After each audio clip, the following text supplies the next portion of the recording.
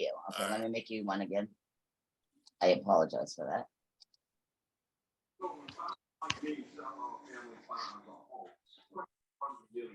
Now it's not letting me you back in. Okay.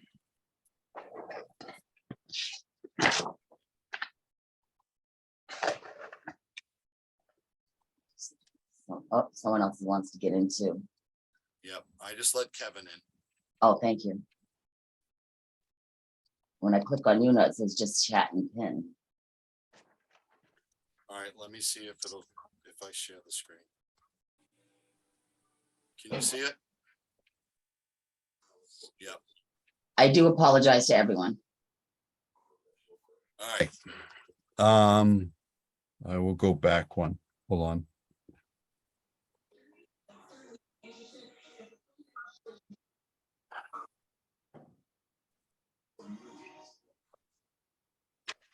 So it was on this screen here.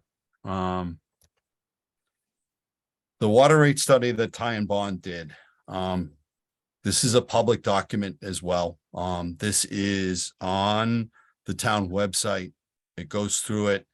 The video actually has the gentleman who did or presented the water rate. He explained the effects of it to individual people and stuff like that.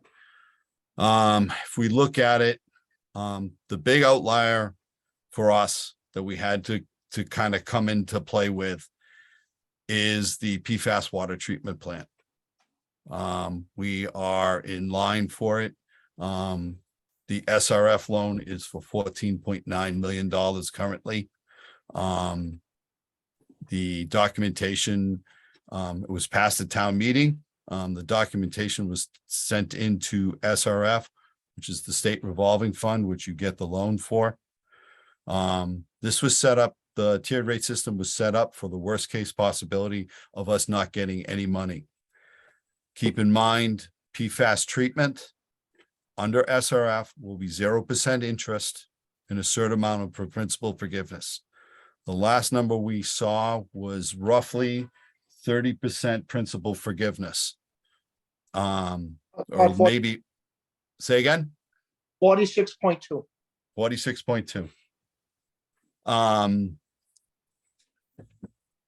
So those are the numbers we're looking at. So the number that we borrow, you know, that amount will be forgiven and the rest will be at 0% interest. But to set the budget, they had to take it as a worst case scenario. The rest of it is, like I said, a system needs update and maintenance. State requires at a minimum a 10-year capital improvement plan, means water main replacement, well upgrades, things like that. And that's something that has to get set into the state. You look at, we operate off a water enterprise account. So the money that we take in is solely what we operate off of. You don't operate off any tax dollars or anything like that. What I wanted to show you, and this is what was given as an idea of where our water rates would take care of. If we didn't make any changes, that green line is where we would be, and our costs are at the top of each one of those. The blue is your operating costs. The red is the capital outlay and the capital improvement plan. The black, the gray is existing debt service, and the black is the new debt service. As you can see, if we had kept the rate as it existed, we would not have been able to meet our financial obligations, and we're required to. This gives us an idea, and this was all at worst case. We're not that way at the full amount. So like I said, this was the worst case. If we got no money back and they were going to charge us 2% interest is what your SRF normally charges. So which one is this? If we had gone off the existing rate structure and had done a rate increase on that, the cost to everyone, top to bottom, would have been dramatic, as much as 50%. So we're looking, I think I went backwards, sorry. All right. Sorry, first time using this computer. So, hold on. Uh-oh. This is where I want to be. All right, so for low water uses, people, so you have to keep in mind, water conservation standard the state sets a limit of gallons per person per day that they're supposed to meet. And that's 65 gallons per person per day. So if you were doing a calculation, that's what you're supposed to calculate off of. So two people, 65 gallons per day, that's what this one is based on. The actual change in their water bills isn't, it's there, but it's $20 to $30. And I wish more people had been online with us when we presented at the Board of Selectmen, because the one who was presenting, he could type in your usage and tell you what your water bill would have been. Now, for the moderate users, family of 4, the numbers go up a little bit more, but not substantially. You're still right around $20. Now, listen, there are families that are larger, and I understand that. One of them's my friend, and she quite regularly tells me what her water bill is. But she knew that she actually had took part in that, so she kind of was prepared for it. The ones that really see the change are the ones that the high users. Anyone that extensively irrigated their lawn in the summertime, the bills are in the $2,000 or $2,000 to $5,000 range, depending on the usage you use. Now, keep in mind, our units are cubic feet. Our bill is based on 100 cubic feet. And if you want to change that into gallons, 100 cubic feet is equal to 750 gallons. So that's what the meter reads cubic feet, so that's what we bill off of, but the conversion is 750 gallons per 100 cubic feet. So that is the end of my basic presentation. Probably wasn't as good. It was as best as I could do on short notice. I will, hold on. I need to give back to, hold on.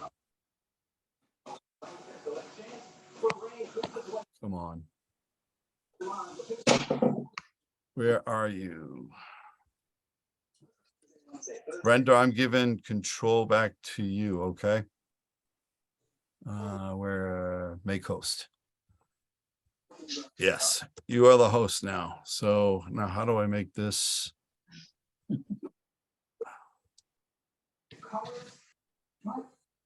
I'm sure you all have questions about Mr. Melanson's presentation.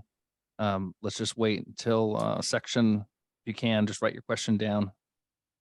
And it's gonna fit right into the appointments. Try. All right. So now, Approve 5.1, approve meeting minutes of August 15th, 2022. Todd, we're still looking at the shared. All right, hold on. There. I'm up on the agenda and I have questions on this. So instead of you going back and forth to it, if you just want to keep it there, that's fine with me. no, I can't see anybody if I do Do that, so. Come on, stop share, there it is. No, There we go. There we go. All right, let's get through the other things and then we'll get to the questions. Let me see. Approved meeting minutes of August 15th and September 19th. Nate, I'm okay with them. How about you? Did you get a chance to review them? Yes, Mr. Chairman, I move that we accept the meeting minutes. Oh, you know what? I'm sorry. No. I had August 15th. What, didn't we approve August 15th last meeting? No, I made Made a change to it. We were There gonna, was a change and it has been updated. Okay. Yeah. Yep. Yeah. Oh, okay. Yes, Mr. Chairman, I move that we approve meeting minutes of August 15th, 2022 and September 19th, 2022. second. seconded by myself. Roll call vote, Todd Melanson, aye. Nathan Matala, aye. Thank you. 6.1, review correspondence. So we are. Where did those go?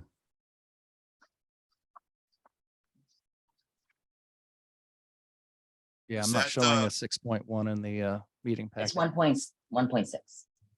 1.6, sorry, I switched. Switch the numbers again. That's okay. I messed up too.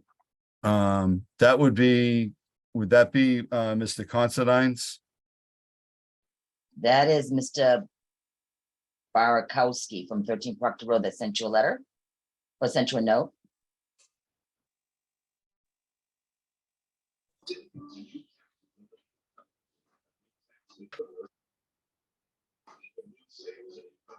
Sorry, I'm working off of two different computers.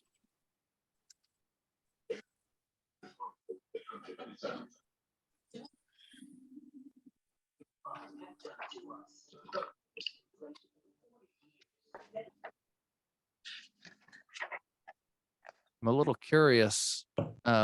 David, did you speak with this gentleman? Which one?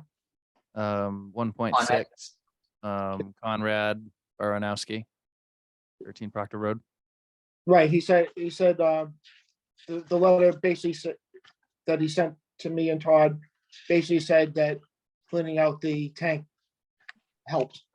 Oh, I saw that, yeah. The water, he was the gentleman that had some water issues. He's connected before the main step down from one to another, if I remember correctly. Right. We're gonna look at moving that in the near future, but we asked him if he would clean out his Hot water tank. hot water tank, and it seems to have done the trick some.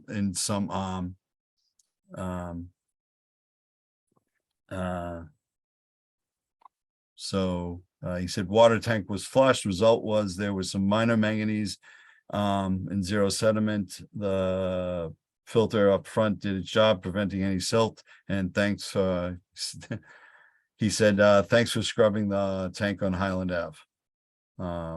That was something else the guys did. We did that in-house, was cleaning the tank. But anyways, is there any other correspondence, Brenda? I don't see any. No, All right. So let's do. Come on. one is 2.1. Yeah, I know. I'm trying to call it up. Oh, I'm sorry. Mr. Chairman. Yes, sir. In 1.6, we also do have a section for public comments if anybody wishes to make one. It seems a little out of place. Yeah, I know. I thought we have the. It's there, though. All right. Yeah. Can you hold on 1 second, please?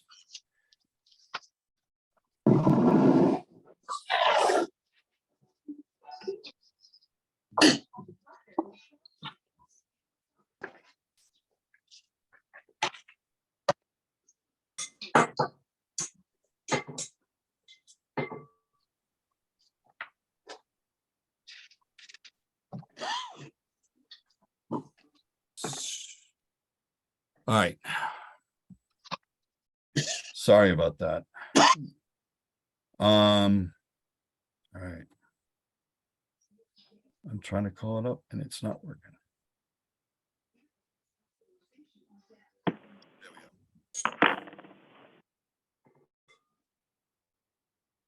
go.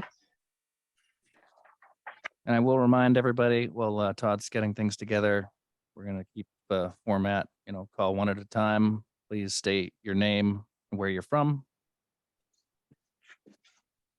We can keep order easy for the people transcribing the minutes.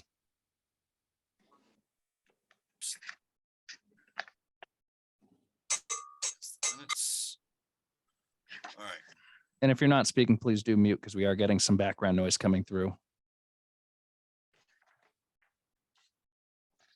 All right, here we go. All right. We'll open for public comment. Try and keep your statements brief. I'd like to keep because we do have a section in here to, for town residents to discuss the water rates. If those are your discussion points, I'd like to keep that until, 2.2. But we'll open it up. If you'll raise your hand, we'll take you in turn. So we'll start with open comment. If anyone has anything other than the water rates that they wanted to discuss, please raise your hand. I know, Raposa, you had your hand up before when Todd was doing his presentation. You'd like to go first. Yes, I can either ask it now or ask it when I have my questions there, but it was, I knew you flew through a lot of information in your presentation there. So I was going to ask you specifically on slide 15 to really explain what you're even showing for data. What does the chart show? What's Well, the the graph charts- show? It's it, well, it's a summary of all the information that Ty and Bond put together. Okay. In fact, if we can, I think that is online. Okay. And we can get a written explanation of it. Basically it showed, Maybe where, Step through it, it would actually make sense rather than Yeah. just talking to it. I wish I could have gotten Ty and Bond on here. Because that they were better at explaining it. And it is fully explained in the video. When we presented to the Board of Selectmen, he was there and he explained it in full. But if on 15, you're looking at the summer usage, the number of bills that would potentially be affected. Maybe can you show it while you're explaining it? That gets into sharing the screen again, and I'm not sure I want to get into doing that again. It just shows how far out or the usage on the bottom is the biggest one, I guess. And the projected percent of people that we're going to use in the thousands of cubic feet, were minimal, and those were the ones that would be the most impacted, I guess is the best way to put it. When you say minimal, how many customers? It looks, if I'm looking at the graph, it's less than 10%, less than 5% of our total usages. So what does that mean? Less than So 5% of your customers are going to receive less than a No, they're gonna, giant increase? no. Yeah, the 5%, the 5 to 10% are the ones that are gonna receive the highest bill, and the rest of the population will receive less than, so when we were looking at it and the graph had, columns on the left that were high, those bills were gonna be the least affected because their usages were all in the 500 to say 3,000 cubic foot range. When you get beyond that, the middle of it, as it starts to slope down, those are the moderate use ones. And then the ones that are barely visible are the higher users. And so if you look at those, it's, I think they went as high as 10,000 cubic feet. Those look like 1 to 2%. If you go back to 6%, you're probably at about 10%, right around 10% of all of our users are what So they can. okay, so 10% of your users would see Higher than, what if- percent increase in their bill? depends on their usage, really. It's hard to take this percentage or projection and put it to your individual use. The best way to look at it is the impact is each one of those tiers. Like if you make it the fourth tier, that whole volume isn't charged at that amount. It breaks it up into the individual tiers. So, I mean, it all depends. It depends on the type of season you have. If you have and this is based off the average weather, where we had a drought and it was extremely dry. If you use your irrigation system a lot, your bill was going to be a lot higher than that. We have some that used in the terms of 17,000 cubic feet. Now, if you do the math, if you divide that by 100, that's 170 cubic feet. You multiply that by 750 gallons, that's on the order of 135,000 gallons of water in 1 quarter. Where your normal summer usage, if you do 65 gallons per person, you're looking at 2,000 or 3,000 cubic feet. So what percent? So you're saying 10% of your customers? Yep. What do you deem a large increase?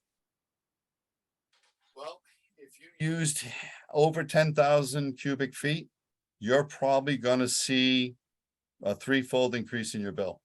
So your study showed that it's okay for 10% of your customers to see a 300-fold increase in their bill. And that's economically okay. it's what the tiered rate system Is supposed to do it. It's supposed to endanger water conservation, which is something we have to meet. And you have, the individual has control over their water bill on how much they use. We were in a drought. It was our region was in a drought level 3. We adhered to what is in our permit. But technically in a drought, if you go by their guidelines, they said no outdoor water usage. So like I said, the individual has control over their bill. and If you use the water to irrigate your lawn or whatever, then that's what the tiered system is supposed to capture. Because the affordability over it, over the whole of the population, is geared to protecting the people at the other end, not at the higher end. I will defer my other questions until I get my time in section 2.1. all right, good enough. Anybody have any question? Other than a water rate question. Let's see. Water.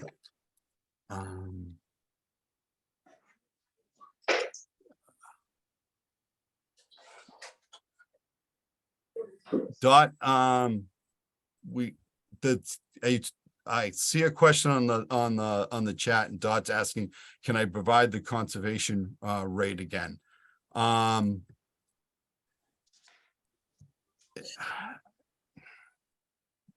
not sure what that means. The conservation rate, that's our tiered system. So if you go on the website, it should be on there. I don't have it on my computer to share. Please let me in on my other device.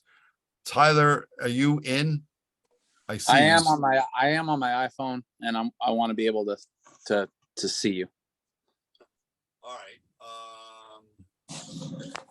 So you'd have to get out off your iPad and come in on your other device, and then you'll be I let believe in. I'm in. Okay, good enough. Thanks. Oh, conversion rate. So I didn't have it written down, but the conversion rate is 100 cubic feet is equal to, good enough. 100, so 1 cubic foot is 7.5 gallons. We measure in 100, or we bill in 100 cubic foot, so that's 750 gallons. Okay. All right. I don't see any other hands raised, so I'll assume everybody else is on water rates or other things like that. So we will go to 2.1, Karen Raposa, communication methods in relation to rate increases. All right, so I did get your letter here. Mhm. Back on my other Mhm. earlier spring tag there. I think what you flowed out is misleading and deceptive with it. So as someone has to ask for the conversion rate, do you expect the layman to be able to know that, hey, it's supposed to be 7.48? Do the math, multiply by 100, divide by 100, get your gallons there and go, hey, look, I'm supposed to know what my bill comes to? No, well, let me Answer it. We don't bill in gallons. I was just trying to make that conversion so people understood the volumes we're talking about. We bill in cubic feet, so the rates are set up in that because that's what the meters read in. It's not deceptive. Is that what the old meters and the new meters read at? Yep. There were a few that read in gallons, so we had two different systems. The majority read in cubic feet. So the decision was made to make everything in cubic feet because it would have cost us more to buy more meters to get to get everyone on the gallons. Keep in mind, we have to report two things to the state in water conservation. Okay. One is the residential per capita, which is the gallons per person per day. And we have to average 65 gallons per person or less, or we are out of compliance. The other one is unaccounted for water. Basically, just like your home, everything we have is meter. We have to add it up. You add up everything that's billed. And if there's a deficit, that's what's called unaccounted for water. The state allows you to have a percentage of 10% or less, or if you're above 10%, you're out of compliance. We were at 33%. So we had a mandate to start changing out meters. Meters do not speed up, they slow down over a period of time. So they don't accurately record the amount of water that's being used. It's usually one of the quickest ways to start to bring down your unaccounted for losses is get more accurate meters. Actually, the standard on water conservation, if you go on to mass.gov and you Google or you search for water conservation standards, the water conservation standard says that water meters need to be replaced every 10 years. And you're supposed to have a continuous cycle of changing meters out.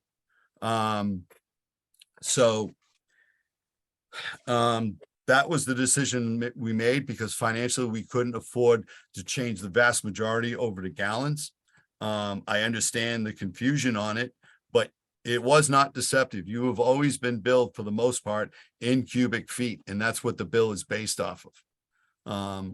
What I wanted to show when I made that conversion was the actual volumes, what we're talking about in a more easily understandable term. But you are billed on by the 100 cubic foot. And it's not done by hand. It goes into a computer.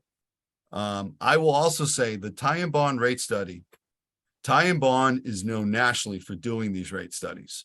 They were it's not something, we didn't want to choose this willy-nilly.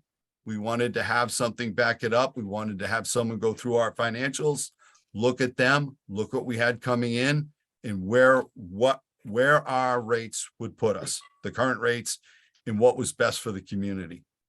So that's what we did. And again, I can't stress it enough. You have the ability to control your own bill by the Okay, amount I you understand use. that. That's fine. Okay. I'm not disagreeing with that. I'm just saying the message that you sent out is very deceptive because generally looking at it, you would think, hey, I'm gonna see a 20% increase in my bill because your main unit charge went up 20%, the tier 1 rate went up 20%. So that's fine with it. Okay. And you tagged it onto a March bill to know what the water rate is then. I don't know about most people, but I don't like readily keep my water bills available to know, hey, what did I spend last summer? But looking at it, my bill was $267. So I'm like, hey, all right, so it's gonna be a 20% increase. Where now this year, my bill came in over like $500. So to know your messaging on your forms that you send out, I think would have been much better understood. You wouldn't be in the position you're in now if you just added information into the bill that said, hey, for example, if you spend the same amount of water Go in your as you did last year, please know that your rough estimate of bill is going to be this amount. It doesn't say anything about like how much water you're using with it, what the tiered approach actually does with it. As a single homeowner, it's like, well, how could you possibly spend so much water there? So I think it's deceptive. I think you could have included a lot more information in it. The whole map with the gallon usage, someone needs to be a math wizard to understand that. I will with it. stop you there.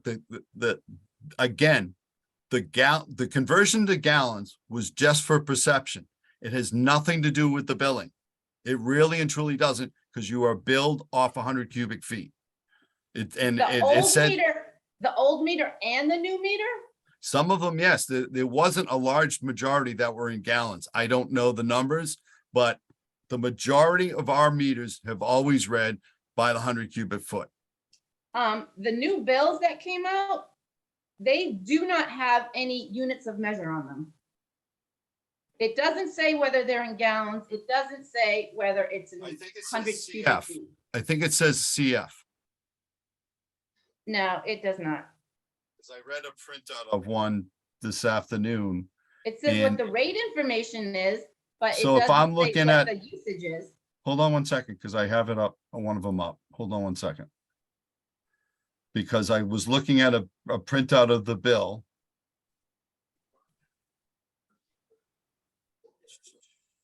Brenda, are you on? Yes, The bills, when we print them Out. It says what the unit of measure on them is, doesn't it?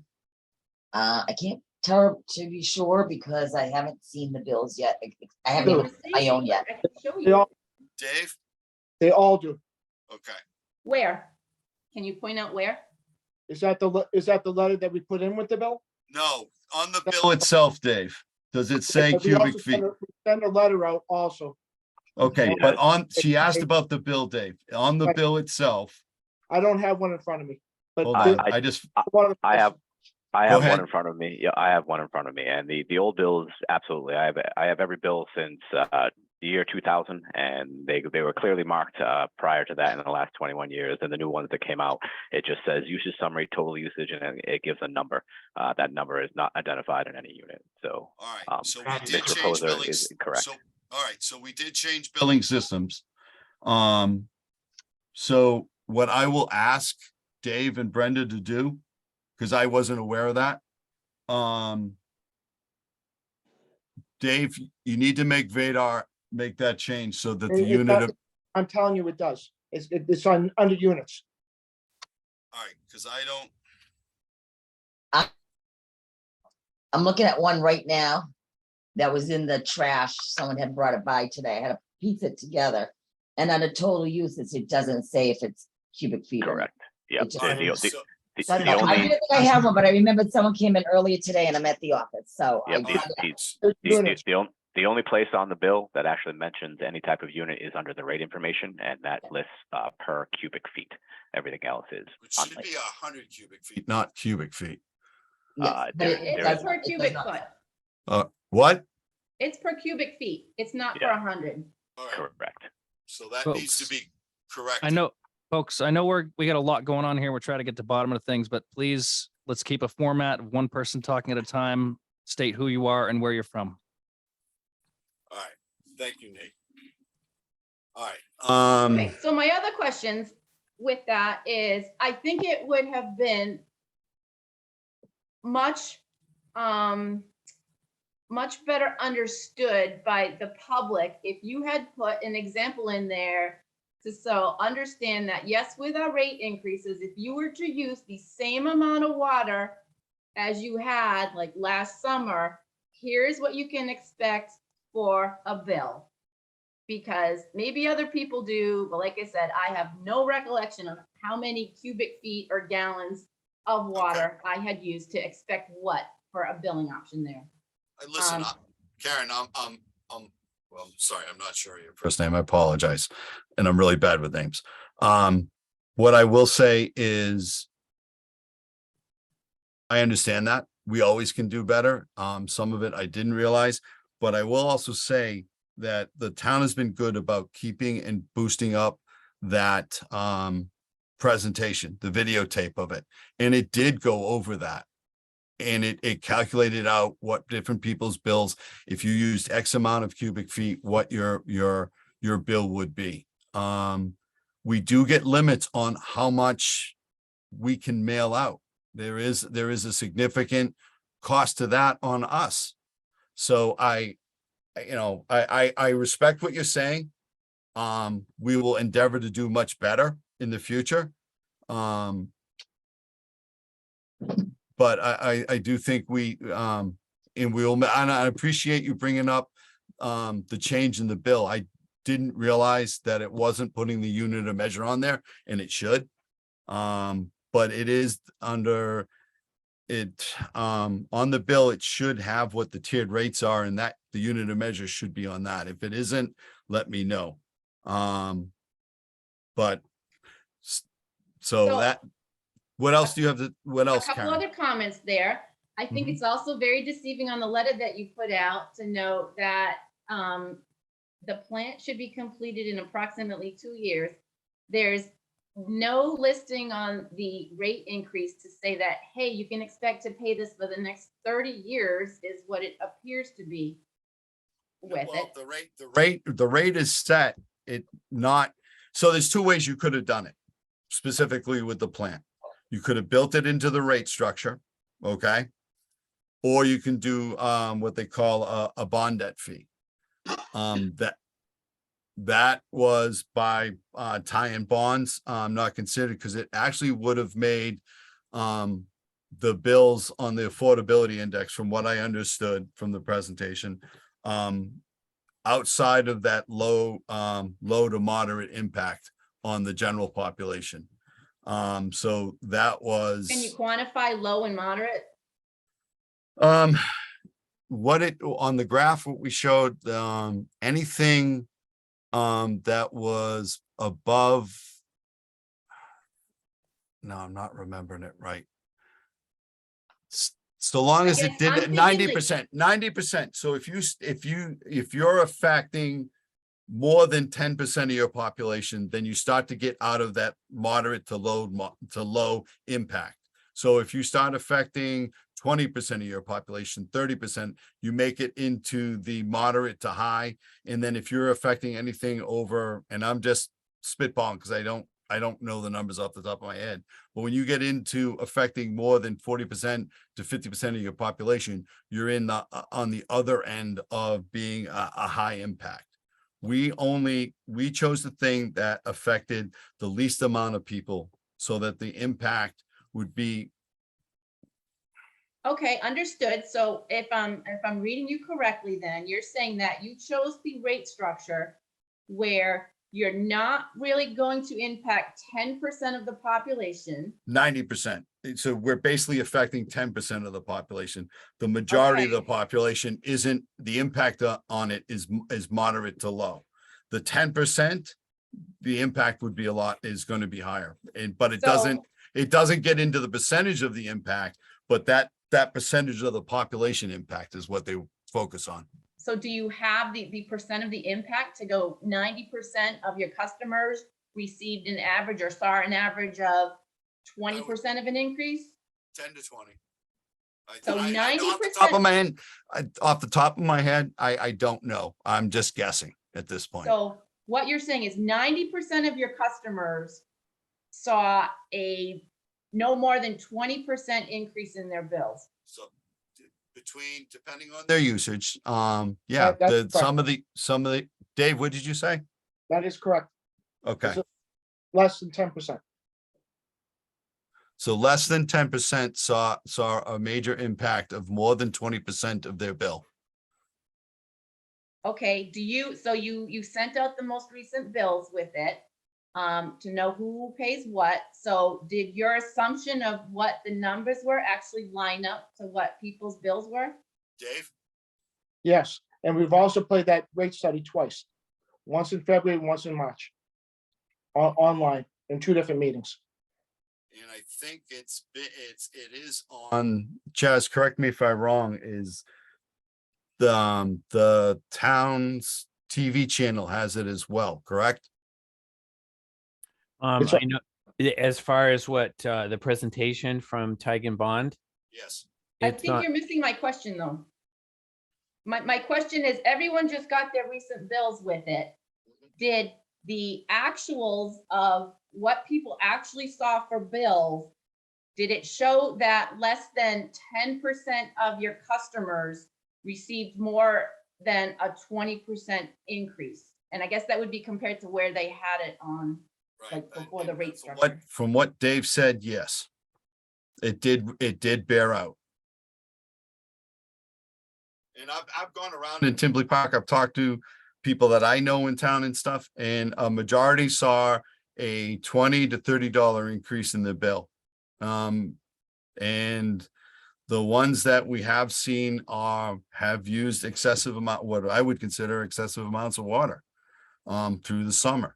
A better way to see to what your bill is what I would ask you to do is ask the staff to tell you what your usage was in the winter time.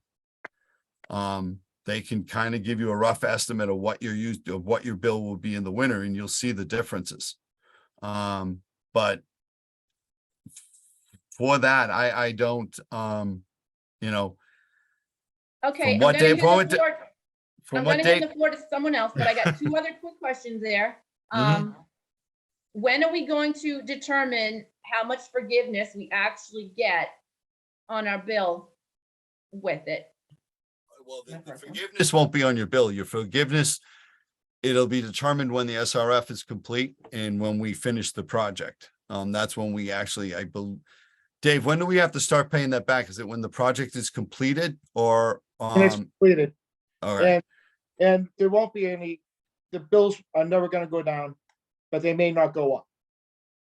that's our goal. That- It's- and if that's you what look the- at that, because of the increase in operations, the increase in different, costs across the board, that was all factored in, and it's to maintain the sustainability of the system over the long run. So the forgiveness we were talking about is on the loan itself.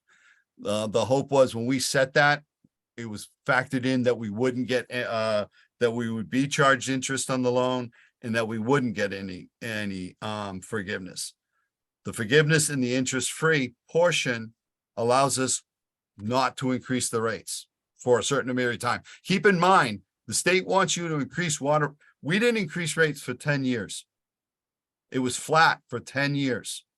If you take 3% per year, 2.5% to 3%, cost of living or whatever you want to call it, we're at 30%. We're behind by 30%. I believe, is that a true statement with those that were on Witches Brook Water? Pretty much the water rate. When did we buy Witches Brook? 2000, 2006. 2006. We lowered. have not we lowered the Increased quote. roughly since 2010, if I'm correct, or Oh, there was- thereabouts. about 3 years ago. Well, 3 years ago. So what we did, we didn't have a rate study. We had one that was done in 2008. There were 3 steps. Not all the steps were enacted.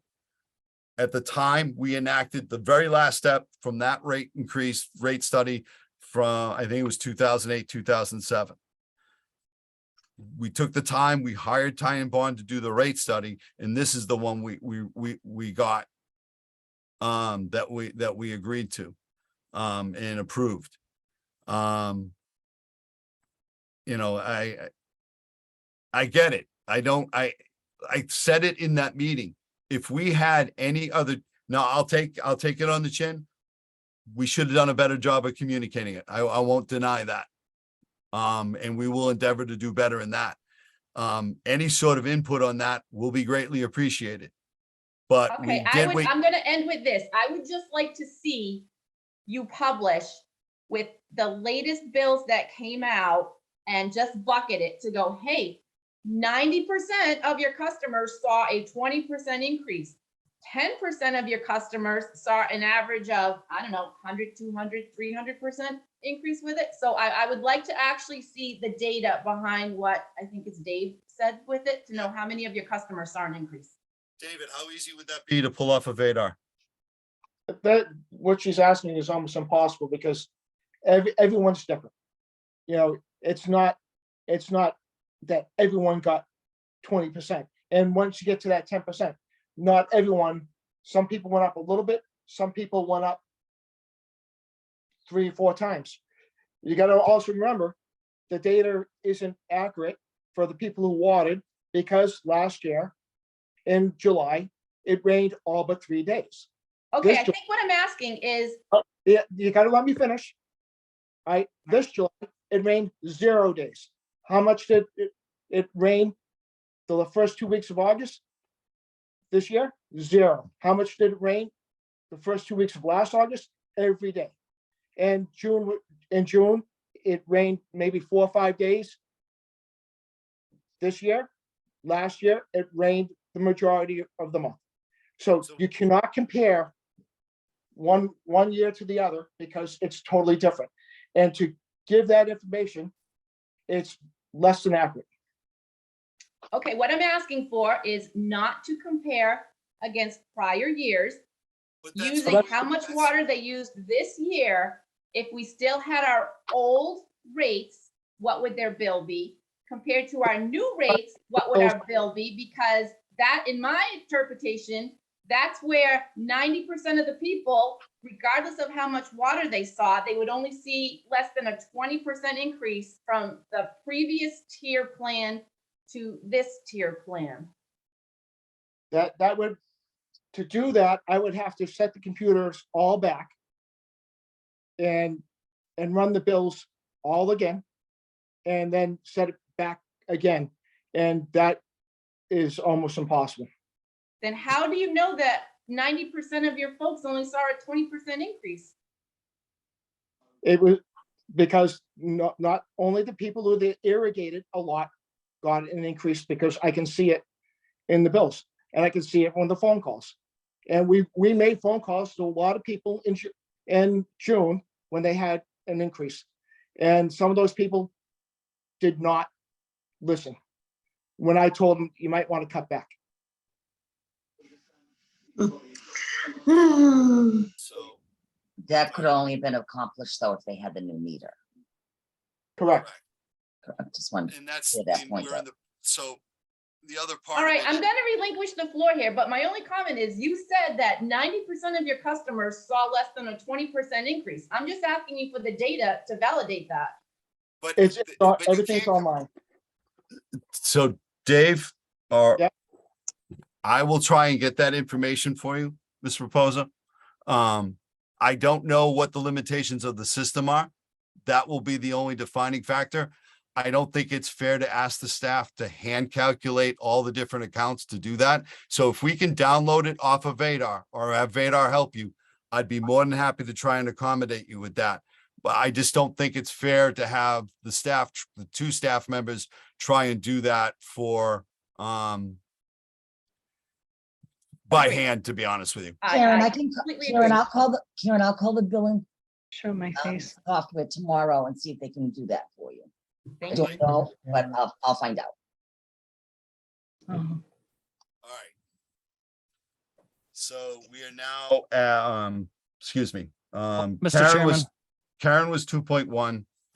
Yes, Mr. Madla. Yeah, so I was one of Karen, I'm sorry, you didn't identify yourself. Raposa, I don't want to assume, said was about the water bill and how the bill is calculated. So I said, you know what, let's look on the Townsend Mass website, and I'm looking at that now. That needs to be updated. So I would ask that if whoever our webmaster is to get this updated, that would be great. Because there's nothing about a tiered system on here. There's no date. I'm seeing a 37.50 unit charge here still. Like, we've been talking about changing this stuff for a long time, amongst other things, and I'm still not seeing it. Is that the town system or the water? The water, It's What- on the Townsend website, and then if you go to the water department, Let me see, My backtrack here. hands too. It says me. Yes. Townsend, Massachusetts. What did I click here? Oh, the water department, and then water bills / payments. And then there's a link that says how my water bill is calculated. This data is old. This needs to be updated. I think that might clear up for the people that are link happy and click happy, like, you know, like I just was. It'll clear up some of that, at least some of the questions. Yeah. But maybe not all. So under rates and fees, is that? And then maybe a bit more transparency, because I look at this stuff all the time. Folks, I've been on the commission. I was on the commission for about 7 years, and last year I was out and I was written in again. And this, a lot of this, you got 1728 or 17 times 4, and then all these decimal points, and it's cubed. It doesn't make sense to the average person. I'm right there with you. So Nate, the current rates, if you go on the, I agree with you on calculating your bill, but if you go to rates and fees on the Townsend website, it does have the current rate fees, the tiered system. It also has all the updated fees and stuff, but that I But would agree we with still, you. we Dave. have information here that is not, it's not Correct. Nope, I agree with you on that one. All right.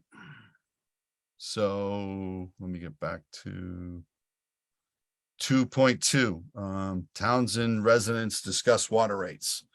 If you can raise your hand, we'll go about one by one. So Mr. Sewing, Ryan, Abraham, and Tyler and How Bill do I C raise have had their, and as well as Bill Rideout have had their Yep. hands up for a long time now. So All right. the chairman will put it on you to take who. Thank you very much, sir. So why don't We we, take Ryan first, or excuse me, Tyler. Please state who you are and where you're from. I don't Yep. want to have to say it again. Nate, I can't see the hands up. I don't know why. Okay. All right, Yeah. can you hear me? Yes, sir. And Okay. so state your name and address, please. My name is Tyler Champagne, and I'm 18 Cedar Circle in Townsend. And I've been logged on since the beginning of this meeting, and I know you guys did a roll call initially, so I just want to know who. So I've talked with Dave on the phone numerous times. He's a superintendent, and from what I understand, there's 3 people on the board. Is that how this works? two, well, there's supposed to be three. We had One resigned. So currently, right now, it's myself, Todd Melanson. I'm chair. I'm in my second term. Nate Madler is the vice chair. He's been on multiple years. He was off for a little bit and he came back on as a write-in candidate in the last election. Okay. So when it comes to decisions on our bill structure, who casts the vote? How does, what's the, We do. just the 3 of you? Yes, sir. Okay. We're an independently elected. Elected board. So under that, there, we are, I guess, have, except for the final, signing of like, contracts and stuff like that, because it's under the town. But we have sole jurisdiction over the water enterprise account, which is Okay. what funds the water department. So I'm gonna say roughly 6 months ago, you guys probably held a vote, or was that, I remember longer getting the than that. communication. Longer than that. It was in, The winter, the- no? the rate, Dave, when was the water rate structure presented at the Board of Selectmen? Oh, wait, let me go back all the way. So in October, we voted to go to Ty and Bond because we got 3 quotes. And that was in. That was the 2020. consultant firm? That was Yeah. October, that was October of last year. Of 2021. Right, they presented it to us partially in January and then fully, and then they did the full one in of this last year. And the same one, the same exact one that was presented to the Board of Selectmen in March. I'm forgetting we're in October, but roughly it went into effect the They first went- quarter. Went into effect in February. Okay, And so. All right, so because I think I've had 2 bill cycles through this tiered structure. that's Now, correct. Todd, when you gave your presentation earlier, you were going off of that mass.gov water pricing. Of course, I did my research before I'm gonna come talk to you guys and waste everybody's time. But you made a couple statements that I feel are opinion based. You use the word excessive. And I understand that someone is doing a study and they're calling it excessive. But we talk. Let me ask you a question, okay? How many people are in your household? 4. All right. Okay, all right. So basically when they talk about excessive, it's anything above that 65 gallons per person. And that's state And that defined. number is totally arbitrary. It's just what they come up with, and that's just the number they say, hey, you know what? We think that the average person should use 65 gallons. They don't think. That's the standard we have to adhere. Here to though. Okay, so what they're trying to do is they're looking at a reservoir and they're trying to divide it up by its constituents, and they're trying to break it up. No, evenly. actually, that Doesn't have anything to do with, that's the Water Management Act, and that's what our registered volume is and what our permitted volume is. The breaking up of the watersheds has nothing to do with the water conservation standard. That's based on research put out by EPA, DEP, the American Water Works Association, and all the other entities involved. I guess my point is that we talked about irrigation excessive. Well, it's You actually have not control. even excessive. You have control over your own bill. That's what you said. You have control over your own bill. And I question, like, what bill do you not have control over? I mean, you control how much you spend at the grocery store and what you pay for in gas and what you drive. And all of these things are market rate set evenly across the board. And they're the same for everybody. And by going to a tiered structure, you're essentially imposing a tax on your top 10% people and asking them to subsidize the remainder of the bill. You talked about if you went to a flat structure that everyone would go up 50%. Good. Everybody goes up evenly. That's how it's that. Even that study, that tie and bond study, I have it pulled up here. There's a section about I moved the agenda window open, but essentially it talks about how a flat rate structure works, and they say it's the most administratively simple to Yep. administer. Yep. It's the way Townsend ran for, I don't know, probably longer than I've been alive. And the fact that we got away from that is what I really take issue to. All right, so here's a couple things that a lot of people don't realize is we're in applying for an SRF loan, you get graded. We would have gotten negative points for not having a tiered rate system because it is not it's supposed to engender water conservation. All right. And you can't compare us to other utilities. You really can't. I'm not comparing to other utilities, but But when you- your well, you gas did. goes up, when your gas goes up, do you drive less? Do you conserve less? Do people carpool? Do they take public transportation? The word we're- conservation is being thrown around here as a deterrent. I understand you got to conserve. So you have restrictions, right? You have bands that you can exercise. You have meters that can control if I run or can monitor if I run my sink right now. So Yep. with the technology that we have and Yep. the ability to monitor, there were towns in Massachusetts that said, you can't irrigate this year. No Yep. irrigation. Okay. Yep. So do I want to see us there? If that's the level that we're out at drought wise, personally, yes. Like that, because as long as you're applying the bill fairly across everybody, there's no So argument. I'm going to stop you one thing. This is an accepted practice across the country. It is what the state wants you to do. All right. It engenders water conservation. I didn't find that And in the also research. anything above using for your household usage. Flushing your toilets, shower, eating, cooking, that's your basic needs. Additionally, we are supposed to maintain pressure in the system. Yes, we made a decision to go by what our permit said only, which was what you saw on the sign. We made the decision not to go to a full restriction and let people self-moderate. The town was gracious enough to put on the signboard, drought level 3, reduce outdoor water usage. We didn't mandate it. One, we don't have the staff to enforce it. 2, people had gone through a pandemic. We were going through a drought. We are experiencing system-wide issues because we lost Harbor Trace. We didn't want to be onerous. And quite frankly, we didn't have the staff to enforce it. So yes, we made the decision not to go to a full ban. All right. That full ban is what you're held legally to is what is on your permit. So that people understand this, they broke the watersheds up. They gave each community an allotted volume. That's your registered volume. You're supposed to have that in perpetuity, and it's not supposed to be able to be conditioned. The permit is if you needed an additional source or an additional volume, you got a permit for that. Those are conditions, and that's where they put water restriction conditions and a host of other things on it. On our permit, it says you can make things stricter, but you can't make them less strict than what was on that.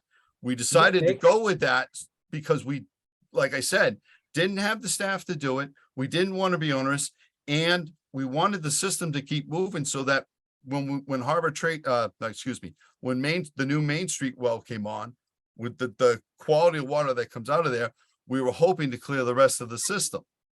So, there's a lot more to it, and I will back up. I just want to say something. I've got 35 years experience in water between the labs and working in a municipality myself. I am on different boards of Mass Waterworks and New England Waterworks. So I understand the impact tiered rate systems have, but I also agree with their principle that it engenders water conservation, that anything you use outside of your house, the state labels doesn't say excessive. They label it as unnecessary. And it says it on all their documentation. And we have to abide by the regulations, or, they potentially don't have to give us loans. They don't have to give us, they can actually start to fine us. So there is a host of things. So we put in the restrictions in place. Put in the restrictions you need to in place.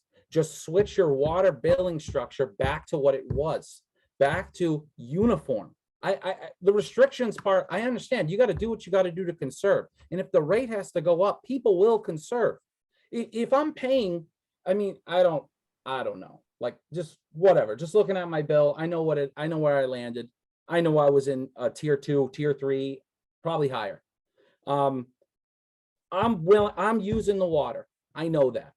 Okay. I'm willing to pay more per gallon, but I'm not willing to subsidize my neighbor's watering. And that's what I feel like is being done. I'm paying for somebody else's water and it's bothering me. You get it? It's flat. I get it, but this is what was deemed as the least impact to the community in general. Of course it's least impact. People don't have irrigation, then they're not going to use water. And then there's people that are investing in their property and have irrigation. They're going to use water. And then at the end of the day, they're going to use more water. Hey, I drive a Civic. I got 40 miles to the gallon. What are you driving? I guarantee, what's that? You drive a truck or an SUV? Yes, sir, I do. Okay, so you pay double you require more. You're excessively using fuel compared to me to make the same commute. We go to Hafner's in Townsend. I pay the same per gallon as you pay. Yes, It's sir. how Townsend has run. You can't compare. You're comparing gas to water, and you No, cannot. fuel, oil, lumber. You can't, everything's none a of those, limited resource. you can't compare those other resources to water because Why- they why don't not? have, because they don't have other priorities. They don't have to do fire protection. Do you have a hydrant on your road? Yes. Do you know your home insurance is less because you do against Well, people it's that don't? My neighbor's house. Yeah, there's a hydrant. Okay. Right, but so there are things that we have to do that other people don't. They also don't have to keep up with regulations in regards to public health and public safety. So those Oh, I don't get what factor, you're you saying. can't, It's like controlled measures to keep this resource pure, but at the end of the day, it's a limited resource. The state is saying, hey, don't go excessive. It's limited. You cannot use more than this.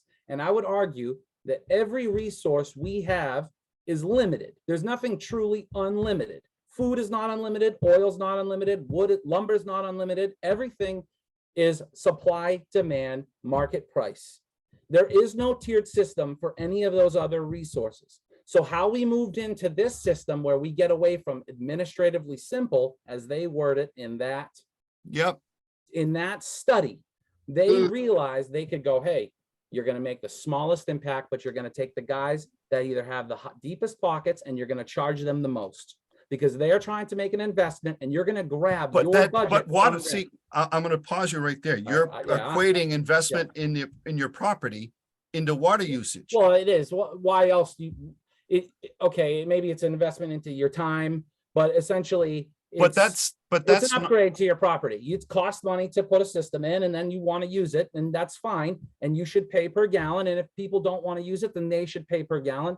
I understand you guys got a budget to meet and we have a budget to meet. Mhm. And our town needs this Yes, this treatment done. plant. And it's, Yep. yes, it needs it. And it's a big rate increase. As you talked about, it hasn't gone up since 2006. Well, I'm sorry, it needs to go up.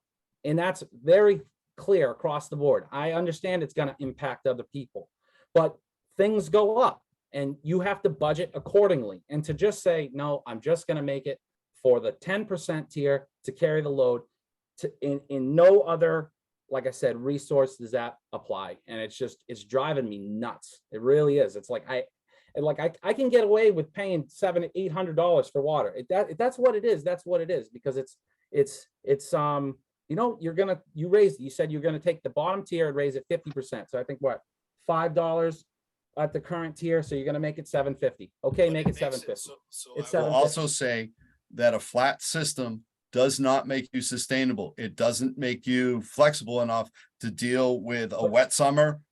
Okay. And Can you add a things like that. 10% variance? Can you add a 10% variance? Can you bump it up another 50 cents on top of it to make yourself sustainable? Kill guess them on a flat rate that counts for the Dave, variance. let him speak. But there's All right. something.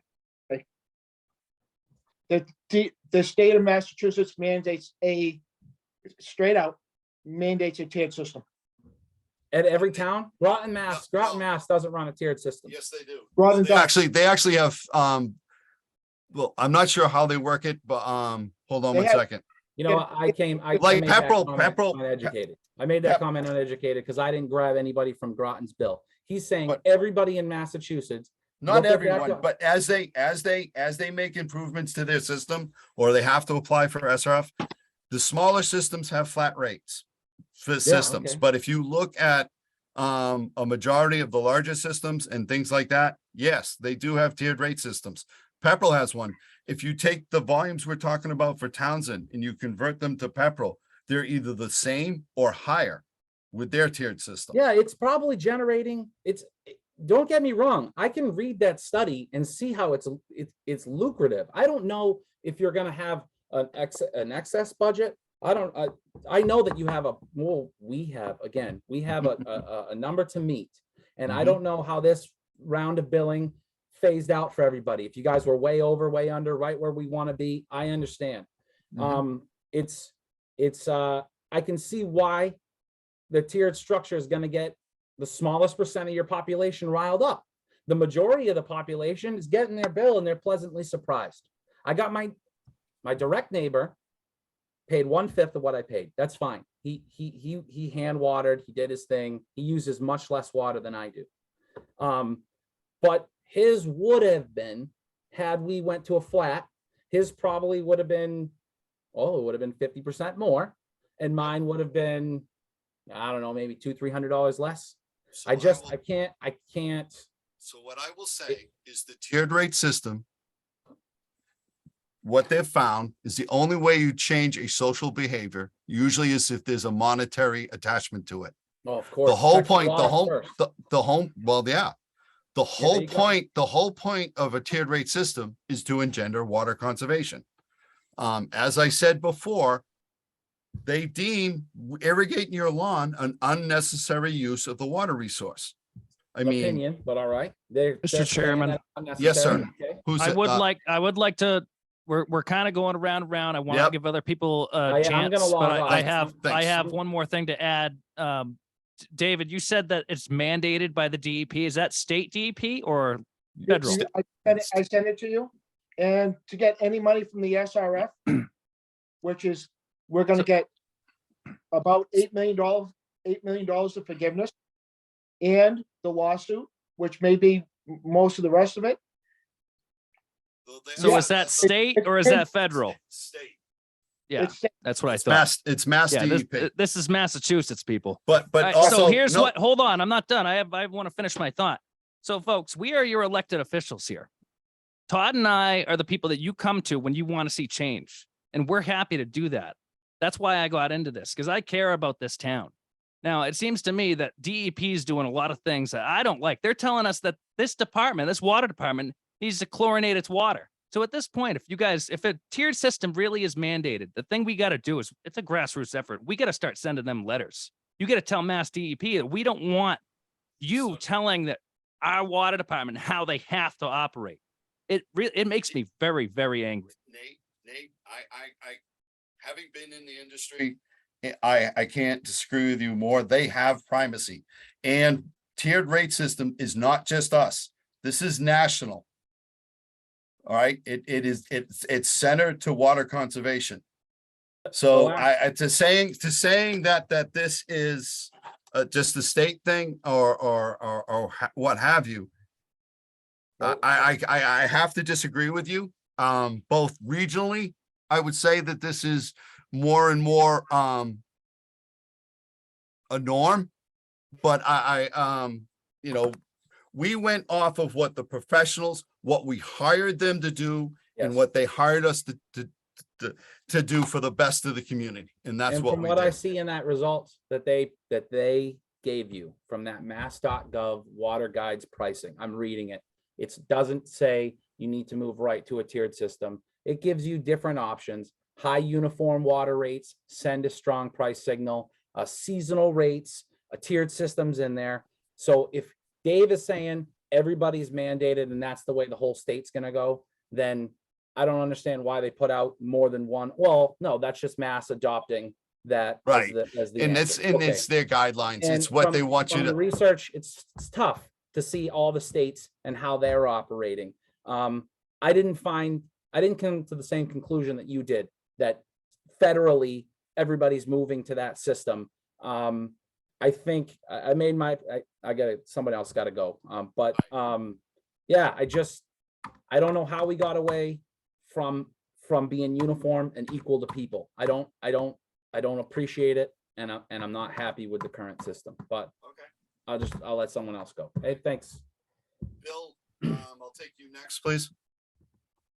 Hello, my name is Bill Considine. Oh. I live at 5 Walnut Street. Oh, Mhm. will you talk? Am I up next? I was gonna take Bill right out. Oh, go ahead. I'm sorry. Go ahead. That's right. That's right. Bill, Are we not So I- going by order of hand raised? 'Cause I didn't certainly- see that. I'm sorry. I can't see the order it was raised, and I apologize. I think Nate mentioned Ryan, you not- had your, I think Ryan was Not first. showing a hand. yeah. Uh, So Ryan, go ahead. Good evening. My name is Ryan Abraham, 10 Fox Run in Townsend, Massachusetts. I've been a town resident here for 21 years. I've heard all of what's been said tonight, and it's quite apparent that really nothing is going to change out of this meeting, but I wanted to at least give you guys a perspective on the 10% that you guys did have in effect, right? I've been in town 21 years. I have data to show my usage, and I'd actually like to show a presentation if I could. Get it in time to put it on. Ryan, I will say I did get to see it. I should be sharing now. Can you guys see my screen? Actually, because it didn't get to us by the time the warrant came out, we can't show it. Now, hold on a second. Now, are you 100% sure about that, Todd? Because it's just like someone standing in a meeting hall saying, look at this paper, but except everybody can clearly see it. First of all, he's not listed on the agenda, and it was I- only Well, received. he Oh, wait a is. minute, He wait a is minute. part of I'll all back town up. residents. I will back up. Chaz, if this was only just received, first of all. No, how I does- mailed it earlier in the week. But isn't this just the same as someone standing in a meeting hall being recognized by a board, holding something up, saying, hey, everybody, look at this? You know, Yes, is yes, there? it is. It should All be right. shown. All right, go I ahead. don't have anything let me Go just ahead. go. Yeah, Go thank ahead. you. All right, so I've been in town 21 years. I have spreadsheets and calculations of my water usage per quarter and everything like that. So all this is backed up by my Excel spreadsheets. Basically, I'm one of your 10% high-end water users, always have been, always will be. I'd just like to say first off that I appreciate Everything the water department has ever done for me in town, you guys have some of the best town water in the state of Massachusetts. My friends, family all do that. It tastes great. It has a great pressure. You guys have done a superb job. I have no problem with what you've done. And I think, as you've shown, the water price increases over the last 21 years have been more than fair. When I first moved into town, it was $1.60, went to $1.70, $2.20, $3, and then $4.32. And now with the tiered system, this is where I kind of have a problem, like Tyler did earlier, right? Your new tiering pricing structures essentially are at 100% at $5.18, and then all the way up to 250%, going to $12.96. Can I ask a quick question, Ryan? Yep. We never had a tiered system before, and Correct. you're not charged that whole, if you get to the next tier, your whole volume is not charged at that rate. It's only that Yep. section. I understand that, and you'll see on slide 8, I actually have a 100% breakdown over the last 12 years, because you guys have only been doing quarterly billing since 2012. Before that, it was semi-annual. I have a pricing structure of what my bill would have been and what my bill would have been now with the tier structure in each of those years, just to show you the impact that you have. So I looked you at have your on. presentation and you had a number in there of 100 gallons. I think that should have been 100 cubic feet. And so I can't see, I don't have it up on my thing. Not this one. Go what's your last one? Yeah, sorry. Yeah, okay. So if this should be 100 cubic feet, whatever it is. Well, but the thing is, it's not an accurate. You have it down as 10 cents a gallon. And it actually isn't. It's actually 1 cent a gallon. If you do the math right. Well, okay. So take the gallons out and put units in.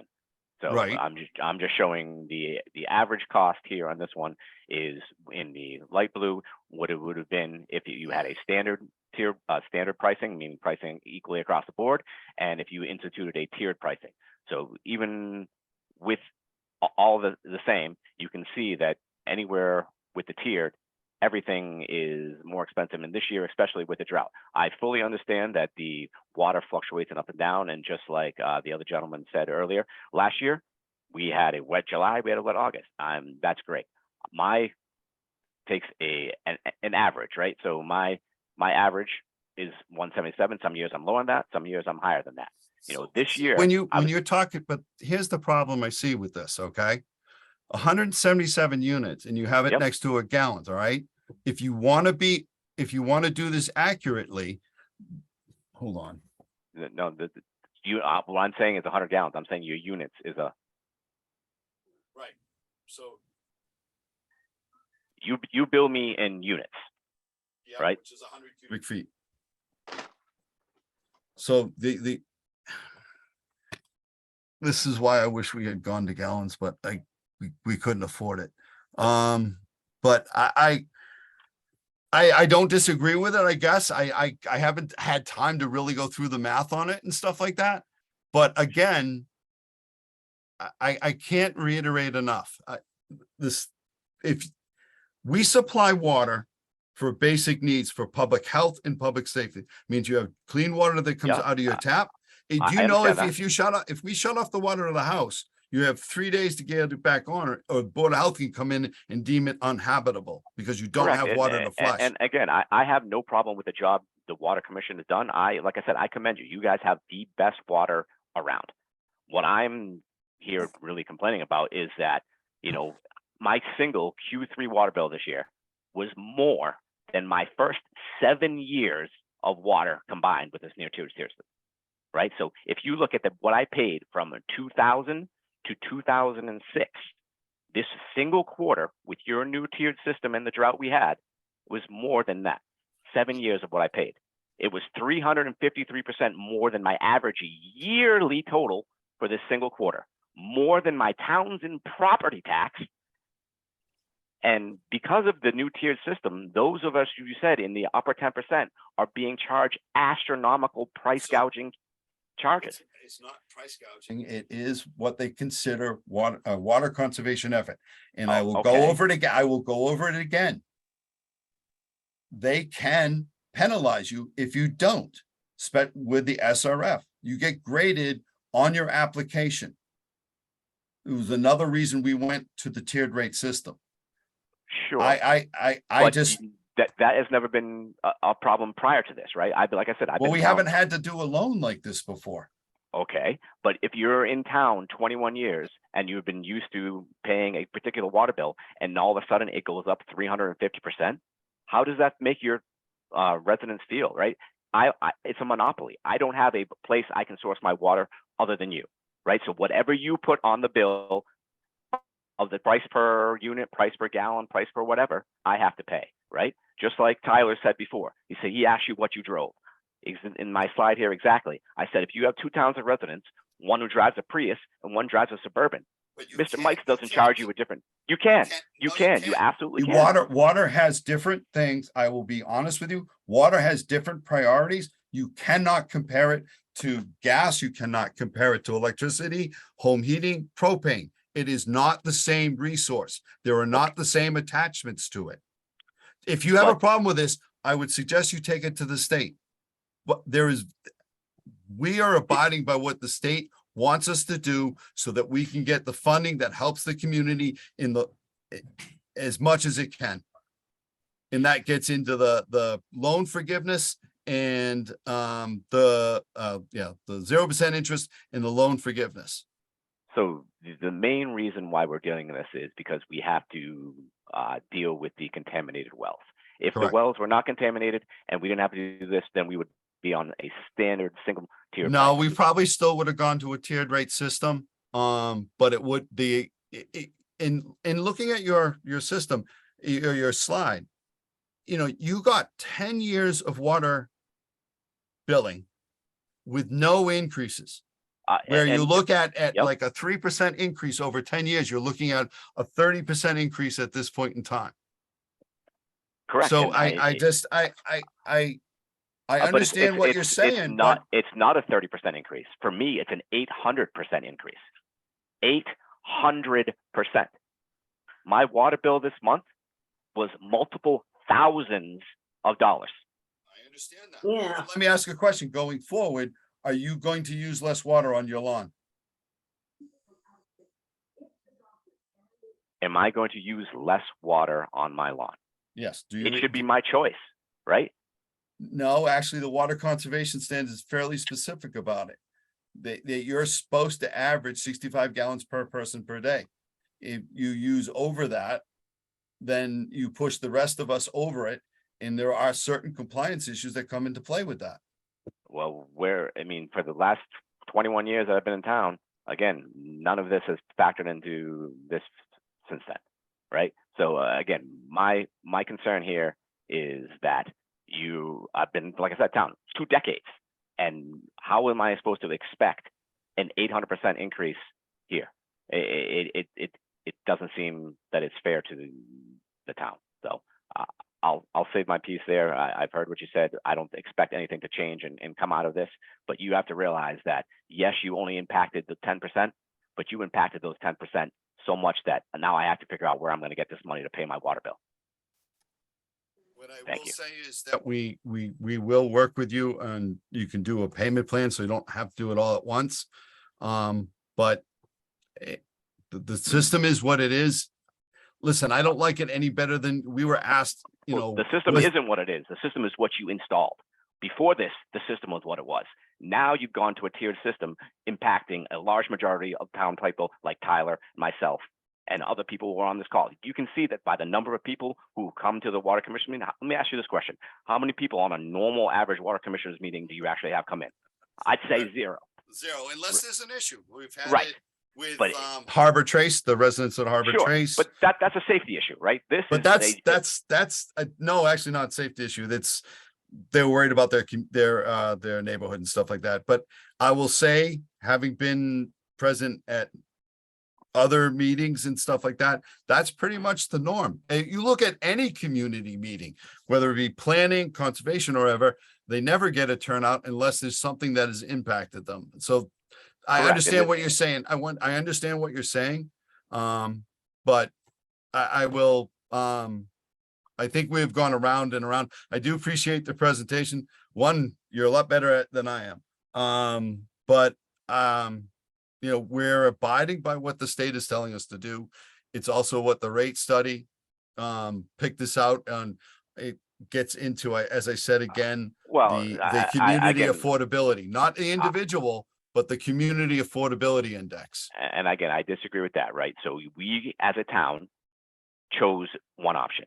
And by we, it was the people who we elected as water commissioners chose to go to the tiered system and do it. You could have stayed with the standard system. And that was one of the options presented by Ty and Bond, who my brother works for, who I'm going to go have a little slight word with him tomorrow, jacking my water bill up so much. But this was a choice. And the choice here was to affect 10% and not 90%. But you have to realize that that impact of 10% was massive. And I'm talking massive to that 10% of the people, even though there was only a small percent of 90. If you would have averaged that out, that would probably have been the more correct thing to do, as opposed to what Tyler said. He feels like he's paying for other people, and it should have been a fair They're not across. watering their lawns. See, this is where I have the disconnect. Is most of I'm those paying people. for other people. The tiered structure would go Ro- up $2.50. Folks, we're not So, gonna do you- crosstalk, one person talking at a time. Thank you. So I appreciate the time and diligence you did with it, Ryan. Like I said, you know, part of it you've taken out of it is the affordability index for the community in general, not the individual. And that's what the tiered rate system did.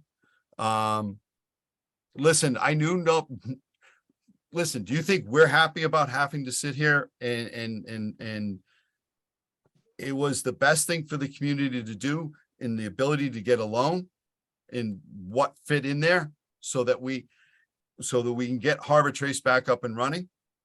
It abides by the guidelines and regulations that are set forth by DEP. You know, like you said, we've gone around on this. Ryan, I appreciate your time. Appreciate everyone's time. Which bill was first? Do you know, Nate? Bill Rideout was gonna speak next, I believe. Okay, Bill Rideout, please. Okay, thanks, Todd. So I'm sort of in a slightly different position because I sort of in the 90% that it didn't really affect. But Can we you know, get some of the who you are and where you're from, please? I'm sorry. yeah, my name is Bill Rideout. I live in 88 South Harbor Road. And as a guy who's been on a lot of town committees, you know, I just want to say that a lot of the, you know, it's really tough to do the kind of job that Todd does. And, you know, I understand people's up being upset, but I also understand that Todd's in a really tough place where he's dealing with this, you know, basically on a volunteer basis. So I appreciate that. I mean, one of the things that I thought is that the fact, you know, back when we used to have a real nice town paper, the Townsend Times, and this kind of stuff went out better. You know, I think the loss of a local paper where people could have known about this water rate, you know, I know it's, you know, yes, you do a town meeting and it doesn't get out as well as if it was in a paper that goes out. And that's a real loss to not only our town, but a lot of towns. I was going to have two questions. Well, one real quick about rates and tiered rates. It's not just the water. I have family across the country. A lot of electric companies do tiered rates. And the idea is that if you have a certain amount of infrastructure, if you need to build more infrastructure for high users, that adds an additional cost that's well beyond the operating costs. And that's sort of why that's not just water, but electricity is often pushed for conservation, and they do these kind of tiered rates. And the idea is generally to reduce the high users from using it so that you won't have all these huge expenses of increasing your infrastructure. I don't know if that's exactly the same case with this, but tiered rates are not that unusual for utilities outside of the water. But my real question to you, Todd, was if you look at our tiered rates compared to any other tiered rates around here, are we in line with them? I mean, that's really the bottom line. Are we, you know, I don't want to be like a Unitil situation where we have just generally higher rates than everybody else. So how do our tiered rates, I saw that Pepperell had tiered rates. How do we compare to like other towns? That's my basic question. Thanks. Tiered system, they operate a similar system to us. Their tiered system is equal to or a little bit higher than ours. You have to, and you can't compare specific utilities in general. if they don't have a treatment plant, or if they're not building a treatment plant, you can't compare them to a utility that is. So utilities of comparable size, dealing with the same sort of infrastructure that has to be built and maintained. Yes, I would say our rate structure puts us in the middle, to the top middle of the state. From what I can see, the last, study was done, and that should have been on Ty and Bond's thing. And that's something maybe we can ask them for to get for us. But if you compare like to like in utilities where they have and specifically PFAS is even different than like an iron and manganese plant, the actual operational costs on this. And that's kind of what this is trying to take into the rate study tried to take into. You have additional, operational costs that don't go along with other treatment plants. Like if when the media gets used up, so like for green sand, you just take it and it gets used as fill somewhere. With PFAS, it has to be whether you use granular activated carbon or the ionic resin, it actually has to be destroyed. And right now there are only three incinerators, that get hot enough to destroy this stuff. So there's a whole host of operational costs on the long term that this took into get. So you have to be careful about comparing. So I would say we are comparable to people that are in the same situation that operates a system of similar size and complexity. Thank you. Thank you, Bill. Now, Todd, real quick. Now, I know before I got off after my long stint on the board, we talked about a tiered system and we decided not to go with it. And then when I was off, it was changed. Now, we were offered comps from surrounding towns. I'm a little curious to know, seeing as I wasn't there, what towns are we comparable to and how many in the area? Pepperell was one of them. Westford, because of the type of system they actually have, I want to say, I think Westford has 3 treatment plants, so they're a little bit outside the norm. Littleton's actually a little bit higher than ours. What? That's correct. You can look at the Chelmsford Water District. I think we're on, actually, I think Chelmsford Water District is higher than ours as well. You look at Lunenburg Water District, but they don't have a treatment plant. They have a really basic system, and they have a lot more industry than we do. So their water usage, their what they consider necessary water usage is a lot higher than ours. But they are going up. Yeah, no, I know they are. Almost all of them are. Let me see. Who else? It's been a year, so I'm having trouble remembering, but I know those were the main ones. And we are either equal to or slightly less than they are, Nate. Okay. And we didn't go to a tiered system. And I will say we had a hearing when we did that first one, when we enacted the last stage of that rate study from 07 or 08. One of the feedbacks we did get was that the people that came to that meeting were looking for a tiered rate system. And Nate, I don't think you were there for that one. I don't remember if you were there when we did that. I don't believe I was on the board at that time. I No, think but that was one of the major feedbacks we got from people at that meeting, that they were upset that there wasn't a tiered system. And we said, look, we did not have the time to do a rate study. We're just taking what was already done and enacting it now to get us by until we can get a rate study done. The Ty and Bond rate study came in and we are where we are right now. And that's how we got to here. So like I said, some of it happened while you were out there. Part of it was driven by the feedback we got at that meeting in, I think, 2020. And the feedback from those people were, why didn't you do a tiered rate system? And like I said, we just enacted what we had at the time until we could get to one. So that's kind of how we got to where we are, Nate. Right. All right, Well, I don't want to slow us down anymore. Bill C. Thank you for taking me. My name is Bill Considine. I live at 5 Walnut Street in Timberley Park with my wife for the last 25 years. I got my water bill and much like some of the other people on here, I was shocked. The total usage on my water bill was 21,344 cubic feet, or 159,635 gallons for my wife and myself for this last quarter. And the bill was $2,577.93. So I had contacted the water company. I spoke to Misty and Dave and explained my situation. Said that I had gone back on previous bills and my bank statement check registers for the past 32 quarters, 8 years. And the average bill over that 32 quarters was $197. So I said, this doesn't even seem right. And they suggested that they'd send technicians out to check my meter, which they did last Tuesday. A couple young men came out, checked it, said everything looked like it was in order.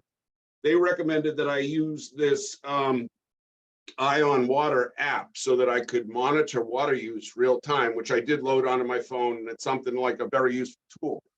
So Dave agreed to come out to my house on Thursday of last week and inspect the meter, which he did. We took a reading. He had a graduated container. We poured off 7.48 gallons out of the kitchen sink, went down and looked at the meter, and it did in fact register another cubic foot of usage. So I agreed with that. He inspected the plumbing in my house for any obvious leaks and didn't find any. We went out in the yard. I do not have an irrigation system. I have a small raised garden that I've had for 20 years. I hand water it after I come home from work. Haven't changed our watering pattern for the last, since we've been there. And it just, in order for a couple to use that type of water, it would mean that I'd have to run 73 gallons per hour, every hour of every day for 91 days straight. And I told Dave that I wasn't arguing with the analytics or the metrics of the system, how it worked. I just said, as a voice of reason and using common sense, does that even make sense that two people would use that much water over that period of time? And so I'm trying to appeal to you guys to see if you can work with me in some capacity to help me out with this bill. I can't afford to pay this bill. You know, like I said, I've demonstrated a good, consistent, on-time payment of all my bills. I'm never late. But my bills average $200 a quarter. So it's never been an issue. Now I'm facing a $2,600 water bill for a quarter, and I can't explain what happened. Dave, like I said, he did a thorough inspection, went through everything. I don't have an irrigation system. I saw on last month's meeting where a fella had an irrigation system, had a leak, had an egregious bill. You worked with him and put him into a different tier 1 rating, which dropped his overall bill dramatically.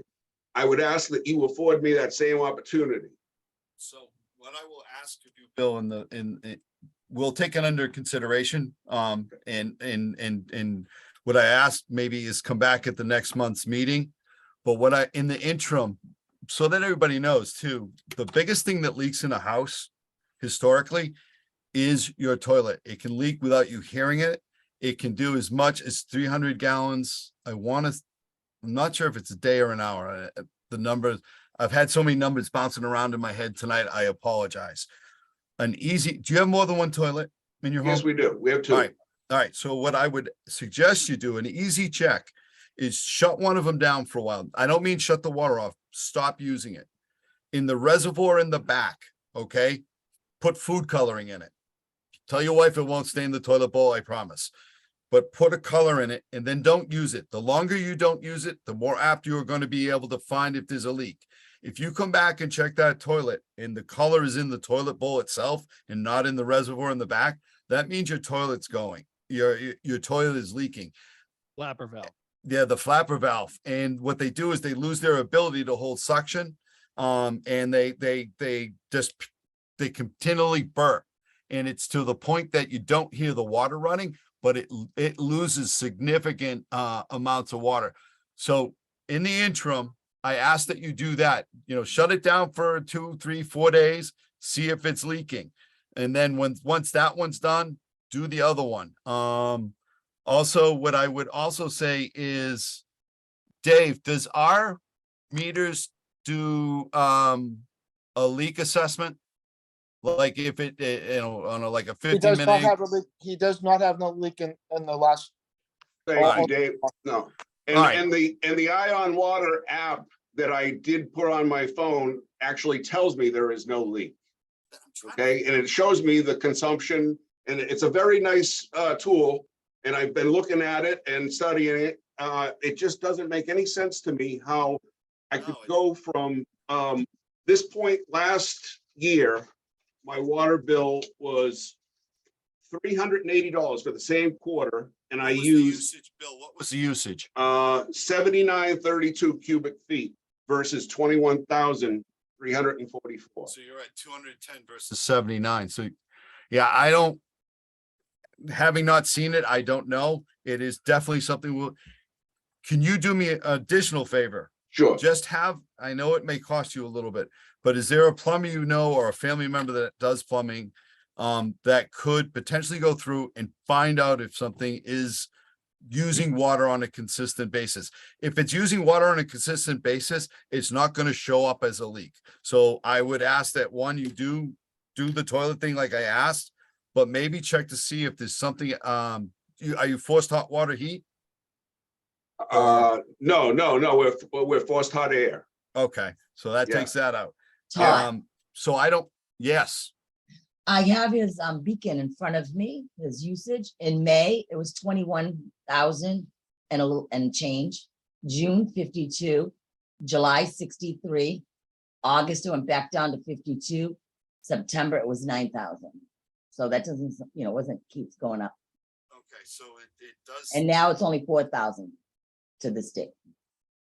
All right, so something happened in that May timeframe is what you're telling me. The biggest uses was June and July and August. June, July, and August. All right, Went back down considerably in September. Do you have a pool, Bill? Yes, I do have a pool, as a matter of fact, and we do have to top the pool off in the beginning of the season to get it running. I did the calculation on what it would take to fill the pool if it were empty, and it's somewhere in the order of 12,000 gallons. 12,000 gallons. Okay, so and I probably topped off what would amount to maybe 8 to 10 inches in the spring. So that would indicate a little bit more usage in the previous quarter, and I could understand that. But here we are with the numbers of 21,344 cubic feet. Like I said, between my wife and myself, and I go back 32 quarters to August of 2014, and the average bill was $197. Okay. So, Mr. Chairman, if I may, yes, sir. Bill, I would have you keep in correspondence with Dave. I want to put this on the agenda for next meeting. But Okay. I also do want, if unless this is specifically with the rates, I want to move on and make sure everybody has time because we are rolling into the later hours. I don't Yes, care how late we're here. I can No. stay here all night, but I want to be courtesy to everybody else. No, and Bill, like I said, we will, like I said initially, along with Nate, we can put this on the next agenda. Give us some more time to figure out, give you some time to figure it out. But I think we could probably work with something. All right, sir? Okay, We need to. All right, find I out where appreciate that it. Water's going. Yeah, no kidding. all right, I appreciate it, guys. I'll be in touch with the water office and we'll figure something out. Thank you. Thank you, Bill. Thank you. Now, can you see anybody else with their hand? Bill, you can put Yeah. your hand down. Anybody else on Sorry. water rates? I think that's Following it. along with the agenda, it is 2.2. No, that's what we were on. Town residents discussing water rates was 2.2. Right, I'm just making sure we're. Yeah, everybody's- All right, so we will go to 2.3, Joan, Beauchamp, 15 Hickory Drive, bill adjustment. Is Joanne there?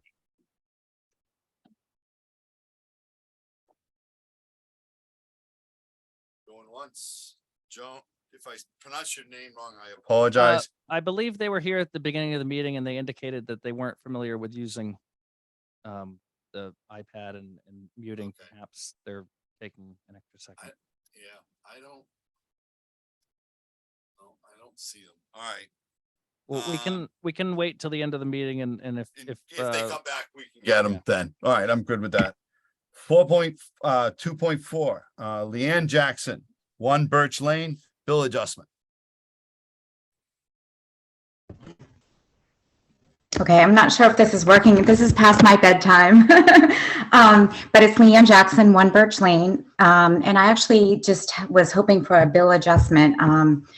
I had got a new water meter put in the fall.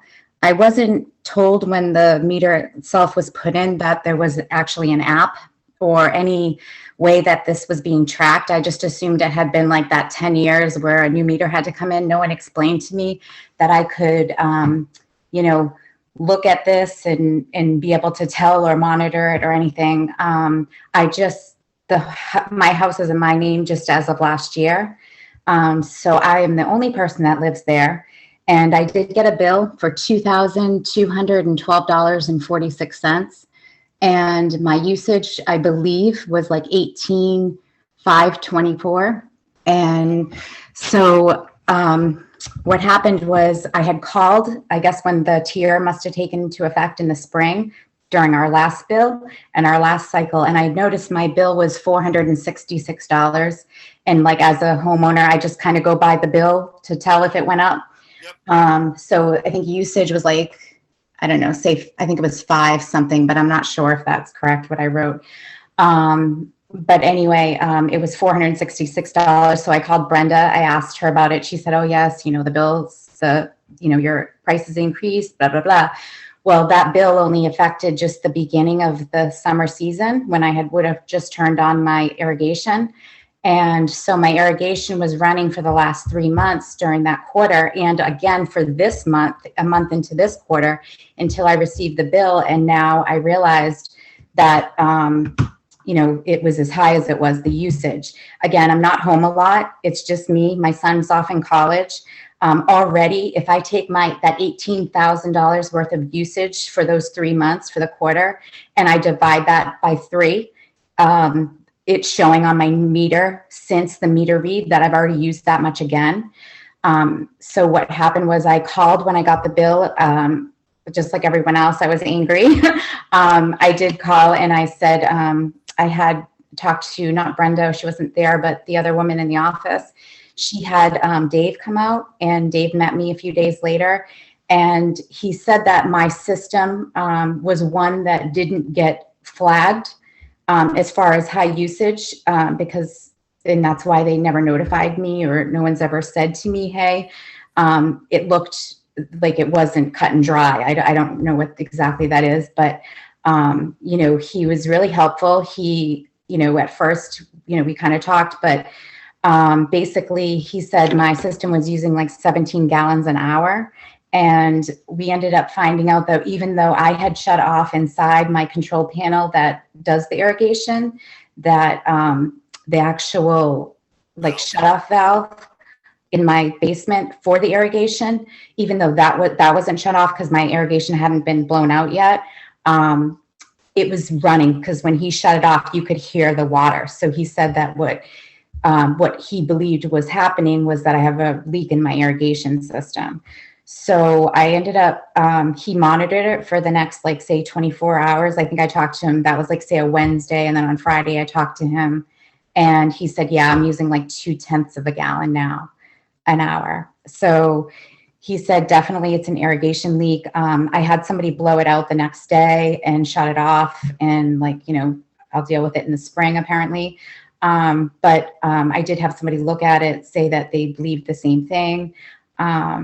They think that there's maybe 2 leaks in the system. And it looks like, that bill that I paid last quarter was also high because of that during those few weeks when I turned it on, and then also into this bill.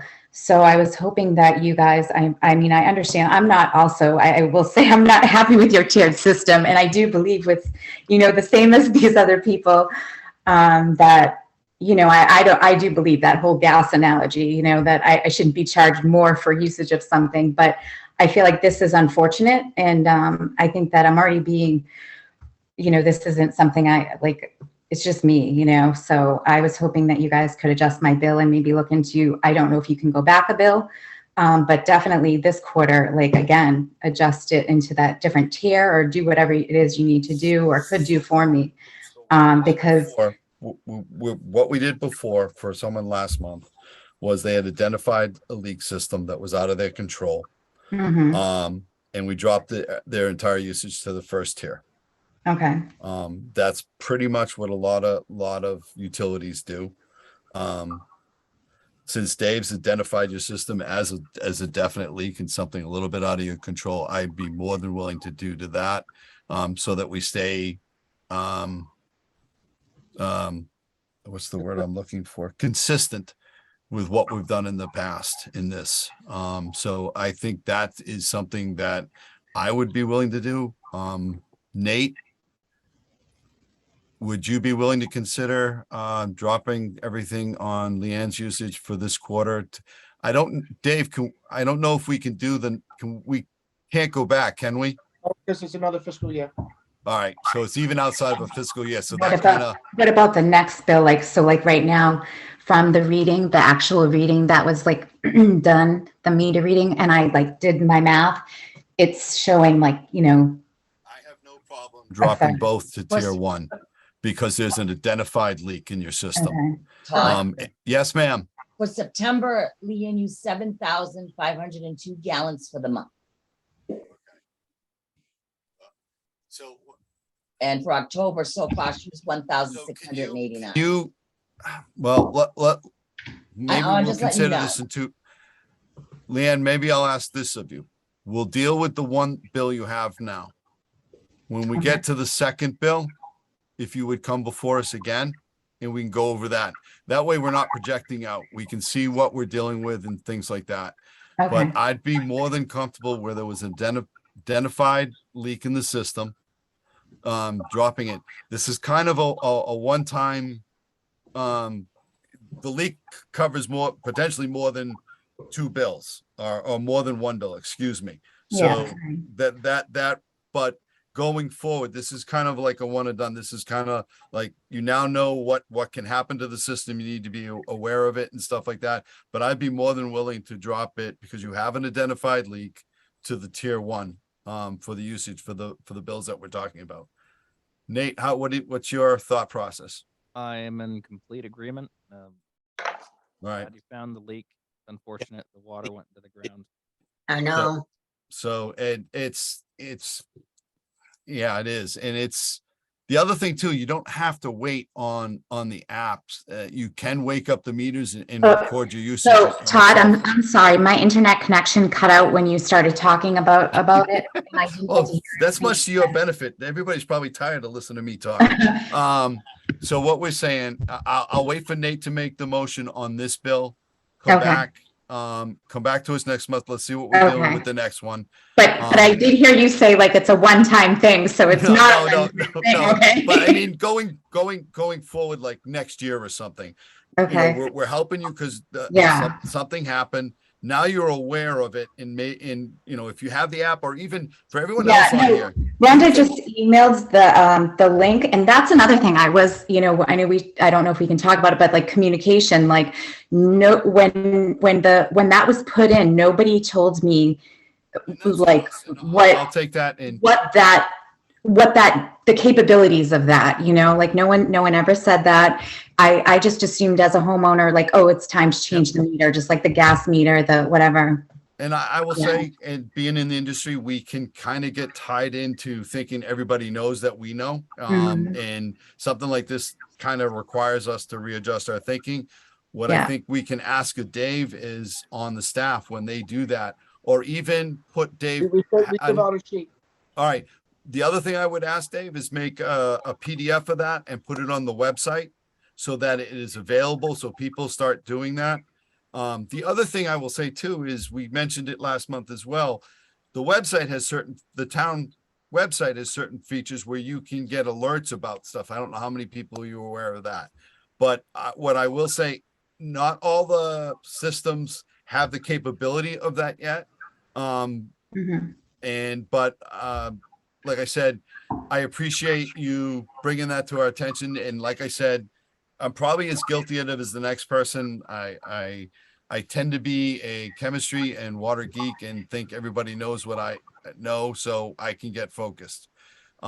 We can make those definite changes in the communication part of it so that becomes more apt.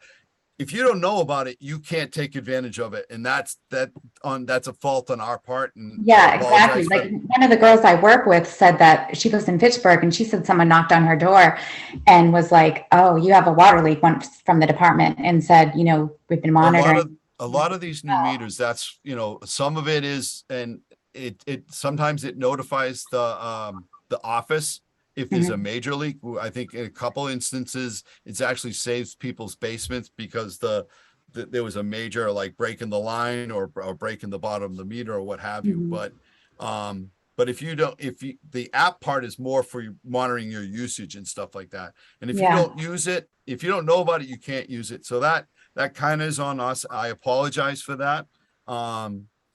Dave's on here. I'm sure he's going to reiterate with the staff and make sure that the handout is given out when the meter is changed.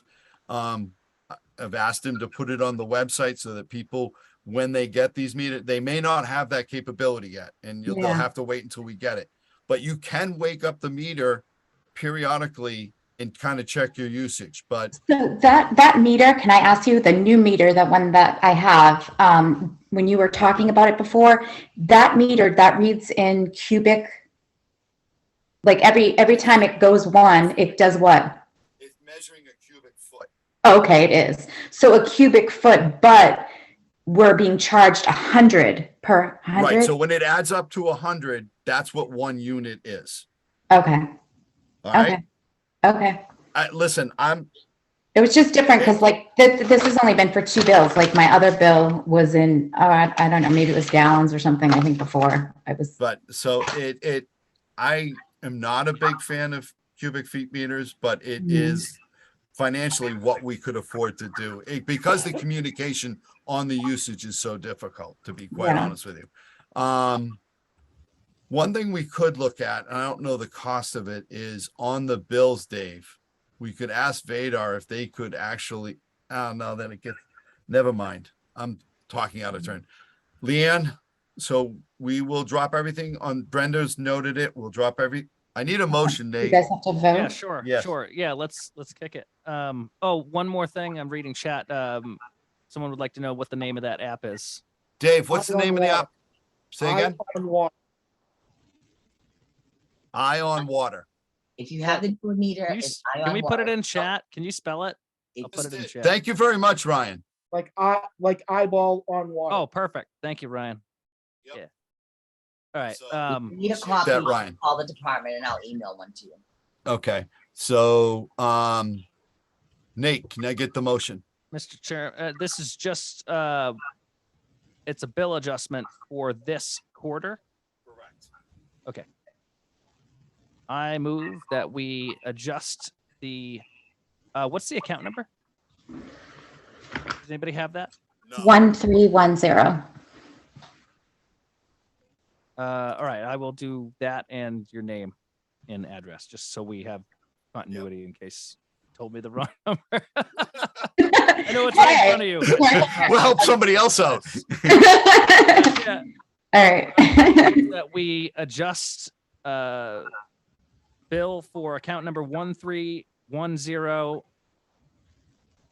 1 Birch Lane to tier 1 for this quarter. Seconded. Motion's been made and seconded. Roll call vote. Todd Melanson, aye. Nathan Madela, aye. All right, motion's been made and passed. Leanne, Brenda's got it noted. When the Okay. next bill comes out, come before us again, okay? Okay, great. And do I just how do I know what it is now? Do I So just, they'll send you a new bill. okay. And I'll get in touch with you tomorrow and I'll send you a new bill, okay? Okay, sounds good. Thank you very much. I appreciate it. Thank you, Leon. Okay. All right. Mr. Chairman, if I may, I just Yes, want to touch sir. on a couple of things. The whole communication about this stuff, I would love to have something for awareness as far as water usage, possible leaks, this app, the new meters, the tiered system, and I want to make it something that we can share on those hot town Facebook pages. Now, the town has put out a social media policy, which makes it so like Dave or any employee of the water department can't share this on like towns and what's going on or discussing towns or anything like that. But I can share it there. So, excuse me. If I'm able to, if this gets to me and I have something I can share on a Facebook page, a popular Facebook page, I would love to. I mean, furthermore, I'd like to see that policy change a little bit, but that's just the way it is. So I think if we do that, if we put a PDF together, I think that would be. What I would say is we put a PDF together, we put it on the website. We can ask the town to put it on, not just on the department one, but on the front page for a bit. And then I'm sure people will grab it, but I think if I agree with it. I think that would be a quicker way. Wait a minute. I'm gonna ask a question to Chaz Duranian because he knows town policy better than I do. If we put a PDF together, the Townsend Water Department also has a Facebook profile. It doesn't post on the pages, but could we post a PDF of that sort on sorry, I do strange things with my hands when I'm thinking. Could we put it on the water department's Facebook profile? Does that violate any of the town policies on No, social you media? can do that. All right, so why don't we do this? And Nate, I appreciate the thought, the idea of that. It's actually a really good one. So why don't we start there? We put it on the town website, the town water department portion of the website, and especially when they correct that other portion, and the Townsend water department profile. And then whoever wants to take it, it doesn't just have to be you. It can get taken out there and shared, so it becomes, I think that's a really good, oh shit, oh, excuse me. It's late and my brain has stopped working. I think it's a really good way to get the information out there very quickly. I really liked your idea, Nate. And I would ask that Dave and the ladies or the staff, the admin staff in the office, maybe get together and put that together as soon as possible so we can get it out there. I really like that idea, Nate. I really and truly do. All right. Let me answer. What I would say, Rod Latham, he said, I understand the need for the tiered system because of state funding. Is there potential for the tiering to be adjusted to be more fairly equitable? What I would say is that we have committed to reviewing the rate structure on a more regular basis so we don't go 10 years. You find a lot of communities get comfortable, or water utilities get comfortable with a rate and they let it go too far before raising it. What I would say is we could do another rate study. Neither I nor the staff nor Nate have the time and I don't have the expertise to go through and do a rate study. What I would say is that every 2 to 3 years, because it is a substantial cost, we do a rate study and see where it needs to be adjusted, especially since what we're going to be getting back from the state in the interest and the forgiveness may allow us to adjust the tier system and things like that. And that's what these rate studies are intended to do. So I would say, I guess it depends on your definition of equitable, but I do think that the rates, once we know where we stand with SRF and things going forward, yeah, I think it can be reassessed. And that's something we probably should have mentioned at the beginning of this. And I appreciate the question. I see one hand raised. Kevin Keefe. Yes, sir. Thank you for taking me for a second. If you don't know, I work for the Townsend Water Department. For those, I'm Kevin Keefe, 16 Maplewood Drive. I just had there's been a gazillion times that I have wanted to post communication wise with the public, and I've done, with the dirty water, I talked to Dave and them, and we kind of put something on, but I was so nervous because the town made me sign something that basically I could be terminated if I put anything on social media. So, and then I just heard Chaz say, but it's just, for me to want to do it, it would be strictly to benefit and help people understand things. And But Kevin, it's specific about the town policy, and it's not just our town policy. It's a lot of other town policies in regards to social media. You yourself, as an employee of the town and the water department, necessarily can't, because you may or may not go against the wishes of people of what the regulations say, what town policy is, or whatever. And you're speaking, but what I would say is, if you feel like that, if something needs to be communicated, I would say reach out to Dave and put something on the water department profile. Okay. Well, that's what I was saying. But even if I put it on the profile, which I did the once, Yeah. and set the foreman Kevin, but even still, I'm an employee. I'm Kevin the foreman, and they made me sign something that I can be terminated by doing that. Mr. Chairman, all the employees did. So I don't. It's a town policy. It's a social media policy. To be honest with you, I checked into it. The AG office recommends this because you end up creating liability for the community that you work for. So, so what I would say is, one thing when you communicate on that, try not to make it personal. I would say instead of saying Kevin Keith or the superintendent or whatever, leave it as the water department. But use the vehicle that you have, which is the water department profile page, that, and so long as it is approved by the superintendent, and if it needs to by the board at some point, but I'm okay with you guys getting together and the discolored water.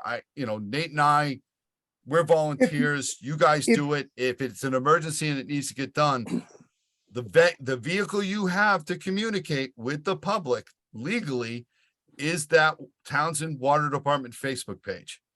And it's Well, and I did talk to the union, but that is social media, which is even but though it's a recognized vehicle, and it's not, and it has to, I would say you're not allowed to post just anything on the Townsend Water Department profile page. You have an accessible vehicle that's accepted by the town rules, and I think that is the proper way to do it.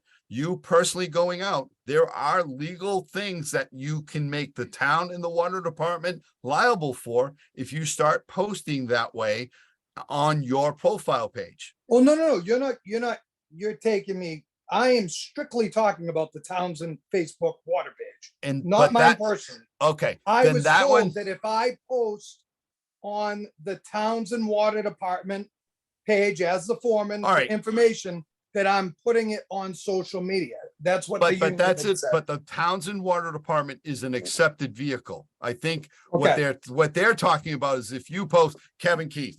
I will say this. If you post a picture of hanging Todd Melanson on the Townsend Facebook page, you might get fired for that. So it has to be an approved Facebook a message. That will hold you. Could Mr. Chaz Chairman.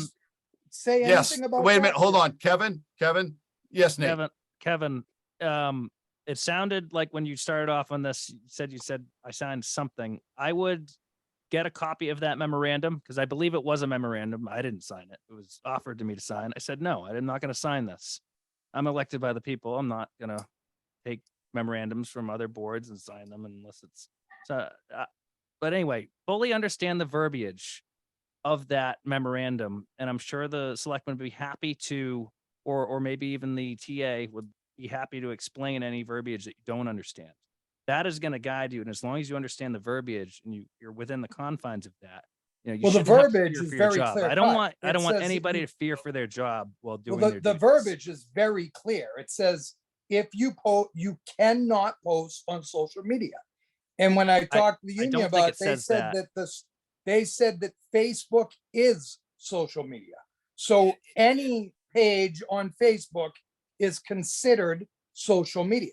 So that's where I'm just nervous about it. I wish if Hey, I Chad's think- still on. Yes, he if is. Cha- Chaz, it's the accepted ones.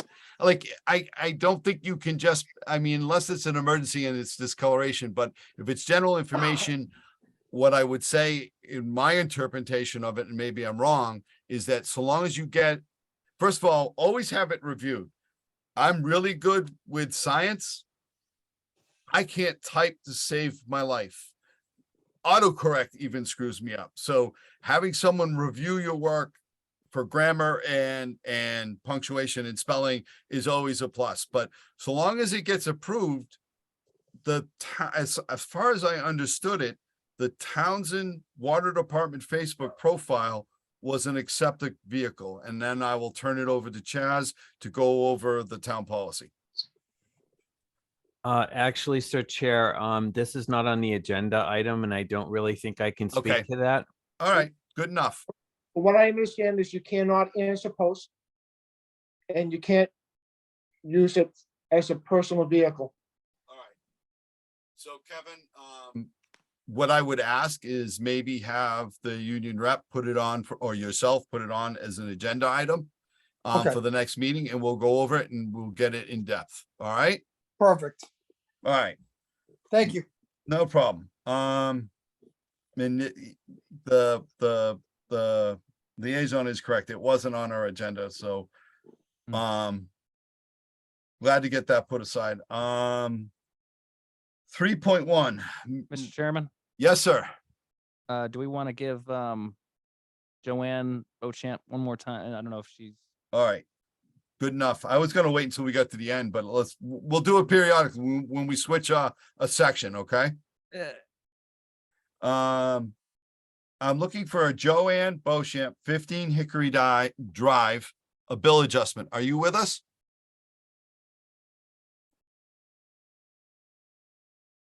I don't see her. It's late. All right. Nate, when we get to superintendent's reports, we'll check her again, all right? For her again. 3.1, review dig safe procedures. Dave, where are you on that? So right now, I gave you the procedures for everything. And and that's in your package. You can look at it and basically for digs, we are not allowed to go past anything we do not own. That is written in the dig safe procedures, which is in that package. If we don't own and maintain it, we are not allowed to market. Plus, who says you're not allowed? I'm sorry, Dave. we are not allowed to market. Yeah, who says that, Dave? Dig safe. I need to read before we go any further, I need to read and I review think it. there's a little confusion. When we had initially brought this up, we were talking about water infrastructure only. We're not talking about gas or anything like that. So I'm not dig talking safe. about dig safe rules. Well, Okay. what he said, his interpretation, I think, if I'm reading it right, is we don't own from the box to the house. Correct. Here's the other thing. You have to mark within 18 inches. We have no records of anything from the box to the house. There is no way for us to do that. So you get the There- records. Dig safe does have something on there that the contractor or the homeowner has a list of dig safes that will do private lines. All right, so why don't we? I need to look at what you sent, Dave. To be honest with you, I didn't It's get in the to dig get safe to do file. it. No, I I'm understand not that. seeing any 3.1 in my packet. It's It's under like rules and not rules, it's under operational procedures. Because I put it in there. All right. So Dave, what we had talked about initially was. Correct. Okay. Let so- him finish. Yeah, let me finish my thought. You can clearly sell where the pipe comes in to the domicile. Usually it's a domicile, generally. Okay, the building. You know where the curb stop is, or hopefully. Okay. Now, some of the stuff, some of the infrastructure is mapped out. Some of it isn't. Some of it was put in by the water department. Some of it wasn't. Okay. And we were talking about mapping. We were also talking about dig safe. Now, this specifically is a dig safe procedure. But between the curb stop and the point of entry into the building, domicile, whatever it might be, the place where it has a water service, we were talking about doing our best. Yeah, dig safe has their set of rules. But you know what? That's just a minimum. Okay. The code is a minimum. I was asking for something to do all we can to avoid disruption of someone's service or damage to someone's service and add that to a procedure. So. And this has been on the agenda for the past like 4 or 5 meetings. Right. So what I would say is on that, the reason why they say 18 inches, because you take in a certain amount of liability on it.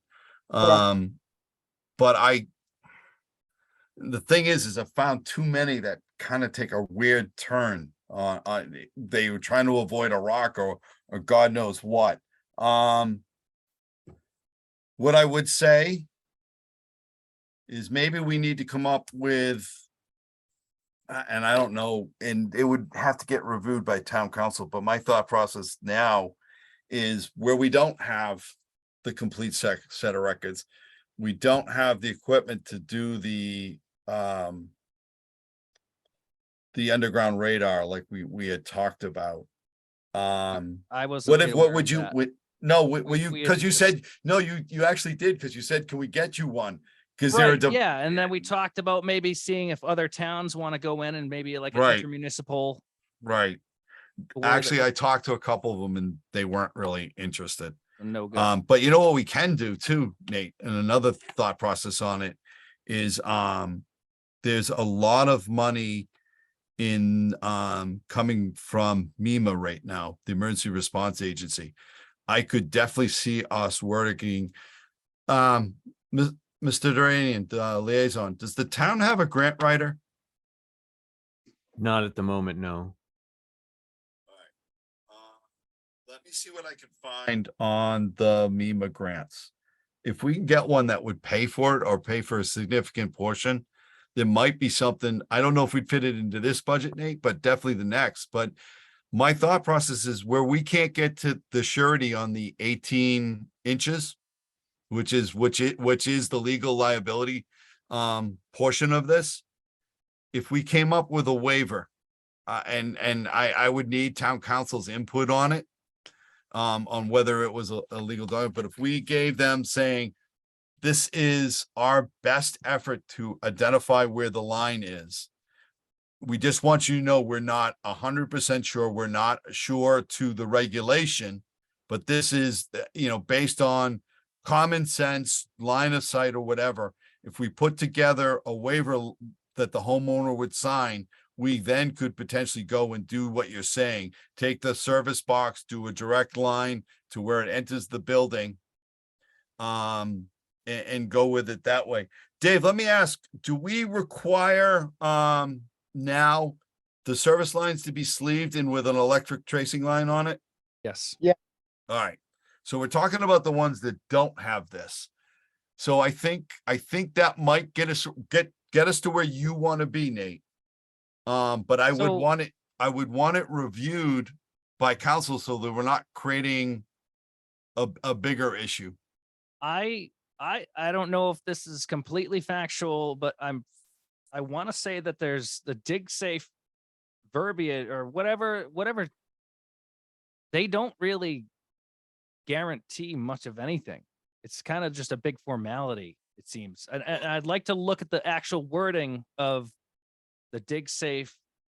Like, hey, we come out and we put paint on the ground, but like, oh, between this area and this area, if you hit something, it's not our fault. I think it's not quite what it seems, but I'm not sure about that. No. And I'm looking through the meeting packet. I'm not seeing any policy here. I lost the Dave. meeting packet, so, May I add something on that for you, Sure. Nate and Todd?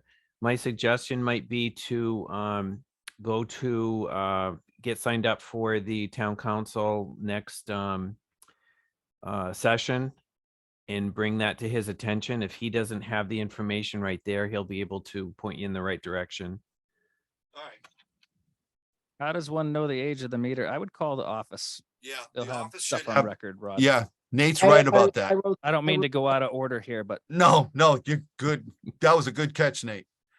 No, he's correct. If you call the office, they have the date it was installed.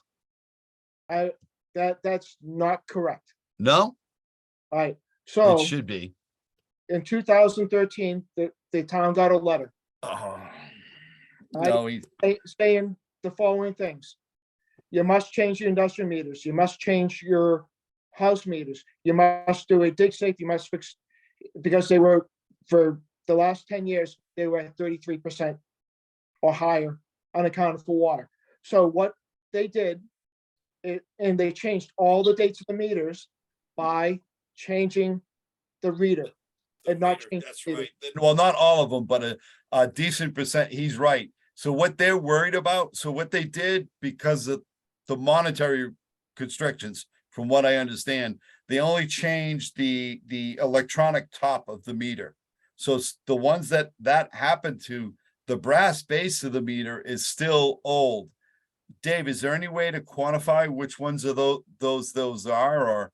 There's about 1,600, there was about 1,600. Right now, we're approaching 600 meters have been changed to the new meter that we definitely have dates on. All right, so we're getting there. So to answer the question is, I would say for some of them, we know, if the head was changed but not the base, then it may be a, I don't even know what the right word is, a misassumption of the age. So I just, I'm really losing my train of thought. All right, so why don't we get back on the agenda? That's something we can try and talk about later at a different meeting. yes. 3.2, Hold on, discuss. Mr. Yes. Melanson. Yes, sir. I've still yet to see something that's written up for this policy. All right. What was Dave, the you answer said- for this? It's all written up and dig safe. Can I see it, please? though. I sent out, Can you email it to? When Nate. did you send it out? I gave it to the office about a week ago to send it out to you. Okay, Um, a week ago? It wasn't just dig safe, it was for all operational procedures. It's a work in progress. all right, hold on. So it's not finished? But we No, have it never something. will be. It's a living document. So What it always- change, what changes did you make? There are no changes because it's never been written. All right, so I don't see it either. So if you could please resend it, I Yeah, would. 23 separate categories from Right. infrastructure. All right, everything. I understand that. What we're asking for is either to email it now or to email it tomorrow so Todd, that it we was have in it. the meeting packet. It was in both your meeting packets. It was? Yeah. I didn't see it. Yeah, it's in the meeting packet and it's listed as Townsend Water Department Operational Procedures and Guidelines, January 2023. All righty. Brenda says it's in there. I didn't have the meeting packet open. I apologize. Here it is right here. Are you, wait, you said it's in the meeting packet? Yes, she did. So but it's not under, do you know Hold which on. page it is? That's what I'm looking for, Nate. Hold on one sec. Arbitrary's questions. All right, there's that. The water conservation standards is listed. Leanne. All right, there's that. It's numbered as 6.6 All right. on the top right-hand corner. I was looking for 3 points. Where's my agenda go? Whatever item Yeah, I it was know. on the agenda. Yeah, I'm sorry. Misty had numbered these all for me today, so she numbered it as 6.6. I don't know, Dave, did you ask for the number? I don't know what you asked her to put it under. I don't know. All right, Ah, hold on. Maybe she'll just do 3 points. No, it isn't 3 points. This time, section hold on. 13. Is this it? Tons and operational procedures. It says 6.6 on it. It is page 51. Yeah, so I'd like you guys to go through it and read it, and then next meeting, see what your Well, thoughts are. Is it really that long? Can I just read it right now? It's that long. Oh, okay. Yeah, not- it goes from 51 to page. I Does it can't. go all the way to the end to 84? Yeah, it does. Yeah, no, it's fairly significant. Nate, Wait. I don't, This is the dig safe procedure. no, it's all the procedures. Yeah, but we were specifically asking. So The the dig dig safe safe procedure. is. It's maybe section I'm a little 13. confused. Let me just look at my agenda one more time, make sure that I'm not losing my mind. No, it does say dig safe. So it's section 13, part 1, page 77. Goes into what is dig safe. There's some stuff. Step 4. It goes into actually just outlining how to do dig safe. And then let's see, there's some numbers. I would say, Dave, this is specific Is to this just, your policy? Did you type this? no, it's this, I think this is what is off of. Big safe. So Okay, so Dave, you what I just would, took, this Yeah. is not what we talked about. All right, There's a, well, we're po- gonna revisit this. We're gonna move on. This is staying on the agenda for next meeting. all right, that's what I'm asking you to do, is to look All right. over it. all right, so. Yeah, I this think- is dig safe. This is them. I'm talking about our procedure. It's in. you Okay, need to all do right. it. All right, I'll read it. Sure. No, okay. I It's think, one book. all right.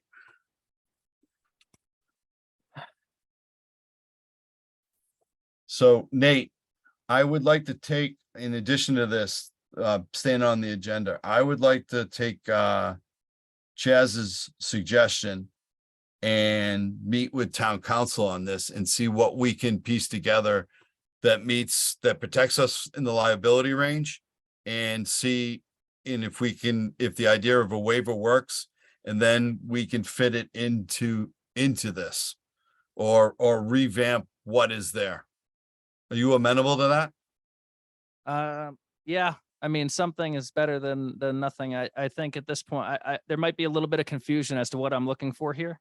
So we might need to have that discussion again. Yeah, so why don't, Mr. Duranian, can you ask? Before we talk to town council, I'd like to have another, let's not do it now. Let's keep Alright. going on we still Okay. have Yep. the liaison and superintendent's updates. So Alright. let's do that. Let's see.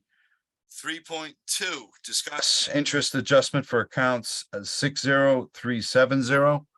Was this an overpayment or just the bills passed in the night?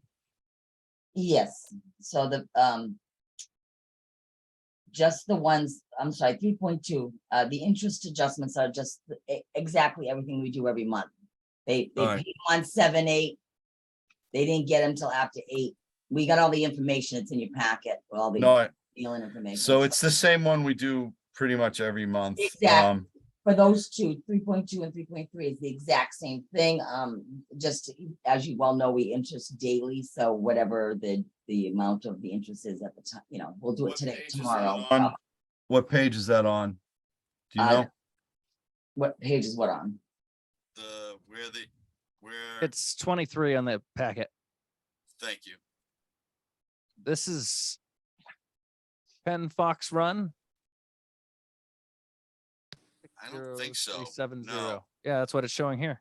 All right. 3.2. Is that the interest adjustment? Just the interest. Yeah, Okay. actually, when I brought this up, when I called, it was actually more of just a general thing. I had not paid attention to the new bills that have Okay. come. You know, I always just get my Right. bill and I always pay Yeah. it.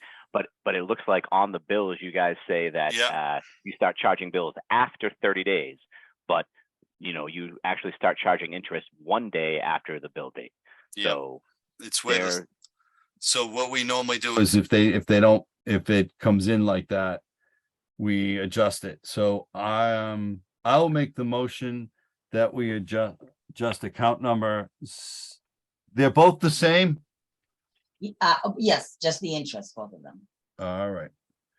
I make a motion that we adjust the interest for account number 60370 and 4640 to the amount shown on, do I need to mention the account, the No, actual amount? because it changes daily and it's a daily. All right, so You don't need I, the dollar amount? no, because she said it's gonna change, so they've already added on It'll be more for tomorrow. today. Yeah, so I make a motion that we make, oh crap, I'm on the wrong page again. I make a motion that we adjust the interest for account number 60370 and 4640 to zero, I guess. I don't know how else to. Oh my God, I'm so tired. but isn't this a general problem with the new billing system then? Because I actually went back and I looked at, you know, I always pay my bills on time, I mail them, and you guys are now doing that PO box and Reading on that. Just the billing system, so it only starts We're accruing at trying 30. to, right now, we're trying to work with Vadar to see if we can put in some kind of Yeah, grace period. because that's actually what it stated on the bill. It says after 30 days, you're gonna start accruing interest, but you guys have likely Right. been charging people interest No. day one. Mhm. So I would say that needs to get taken care of sooner than later. Vadar that should be an easy change for Vadar. It's just got to be changing the algorithm on the interest and that. So We've I already would, spoken. I think. all right, Misty- so they're already aware of it? I believe so. I believe Misty sent out an email the other day. All right. So I will. Oh, Nate, Yes. the motion I made about dropping it to zero, does that work or does it need to be something else? Because I can't think right I now. think that's pretty, that you're dropping the interest to zero. Yeah, that's fine. All right. Just go ahead. Yeah. All right. I make a motion that for account numbers 60370 and 4640, the interest be adjusted to zero. Do I have a second? Second. Motion's been made and seconded. Vote, Todd Melanson, aye. Nathan Madala, aye. Good enough. Brenda, what's up? I can't find it right now. What's up with account number 1180? That's Mr. Considine. Is he still on here? He's gonna come back to us. Yeah, That's, that's correct. all That's right, all right. So correct. that one's settled. Yeah. That one will be tabled until next meeting. Commissioner updates, 4.1. Nate, you got anything? I do not. Neither do I. 5.1, liaison update. Mr. Duranian, do you have anything for us? I do not. Well, that's good. Not that I don't like to hear from you, but I'm just tired. 6.1, discuss an update, superintendent update, section 6, superintendent's updates and reports. Dave, take it away. First one is 169 Greeley Road. Yep. You know, as you know, we listed it as an emergency. The town said not an emergency. Well, that main started leaking in the process and in the house. So now every person is on the new main. How bad of a leak was it, Dave? not flooding the house. And the next step is to cut the main at the street. Wait, I And wasn't kept apprised of that. You said that we deemed it an emergency and then what happened? the town said it wasn't an emergency, but it ended up being back as an emergency because of the leak in the basement. But everything's taken care of. And the only process that's left is to cut the main. The way it was, because the main runs through somebody's basement and feeds 4 other houses. And coming to see the records, that main was from the late 1800s. It went right straight through. Went into the foundation, through the basement, out the back, and then it haphazardly fed all the houses on Greeley Road. There is a definition for emergency that I became aware of after the fact, I guess. But because it wasn't leaking and we could do it in the normal scheme of municipal operations, it was deemed not an emergency. Same sort of thing with the Highland. We couldn't, because they just paved the road and they had water, we couldn't declare the discoloration there an emergency, and that's why it took so long to get the money together to go horizontally drill under it. I gotta say, Dave, I stopped by a couple times.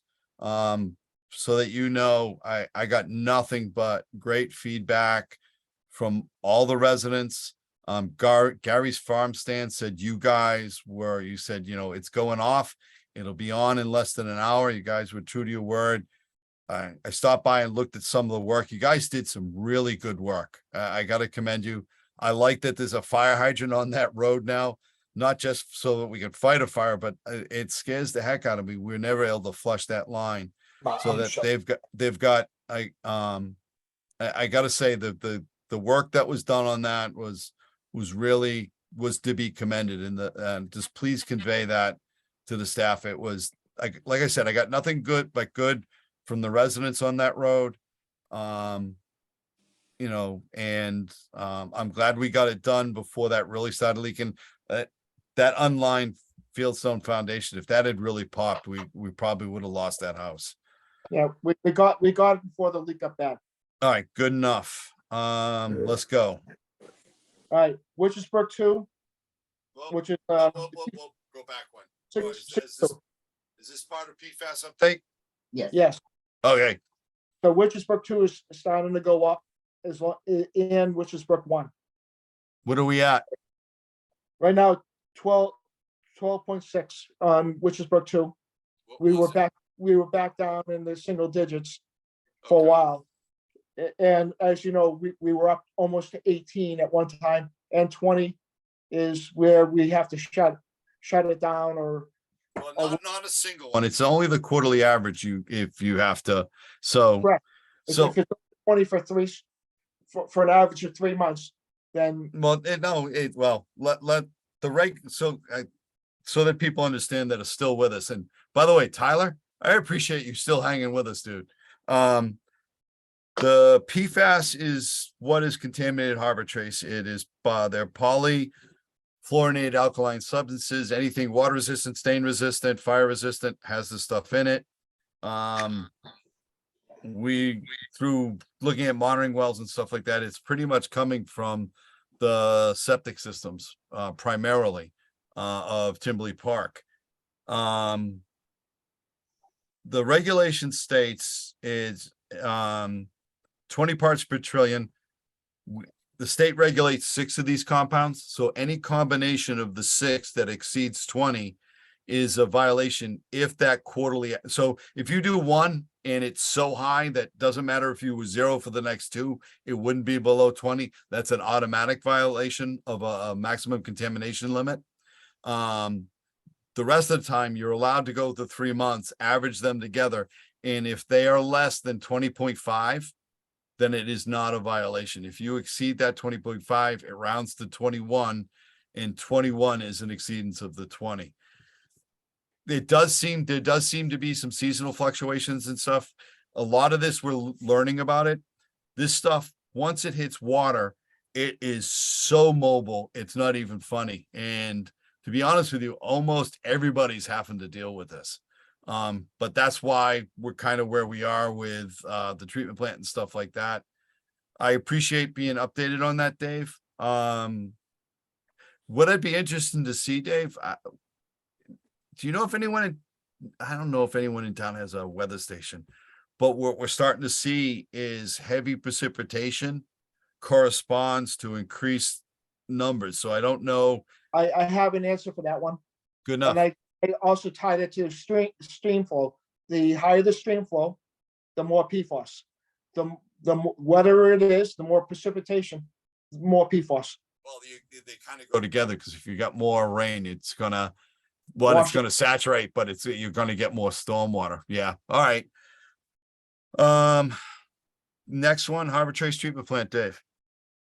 So we submitted to SRF for the loan. MEPA certification will be given to us on the 27th of October, Okay. which is the Massachusetts EPA.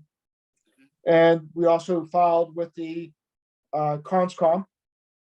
And we are gonna have to worry about the blanding turtles. Okay. We can get Because- that, you can get around that. That's not to get Right, around so- it, but you can make accommodations for the turtles. Right, so the only thing we need Conservation Commission on is on the water lines that come within 200 feet of the riverfront, not on the site itself. Think you might want to check with DCR on that. I think our water lines are exempt. So Right. Right, but you still have to file for Conscom because they need to tell you what barriers you need to put up. all right, good enough. So it's just an order of conditions. We still can put it in, but they can say, put this barrier up. Yeah, Hey, Bill. no, all right, you're right in that effect. Okay, Dave. All right. Right. I thought you were telling me, they were telling us we couldn't, and No, then not at all. then I would disagree with them. Right. All right. Anything We else wanna- on the plan? We want to set a meeting for the residents and anyone who's along the water line, just to inform them. Well, you know what? I don't want to limit it to those. This is something for the entire community. So I would, Or do you want me to make a letter and send it out on the bills in December? has the final draft plans been approved by the engineers yet, or Right given us? now, we submitted the 60%, which is required. And we have to have the final draft for January 1st. All right, so I'd say the first step is let us look at the 60%. And see what we've got. That'll determine what the building is gonna look like, how build and stuff like that. I'd like us to I'd like to wait until we get 100% in January and then have the meeting. So we're not saying this in November or December, and then it changes in January. I think if we set a meeting for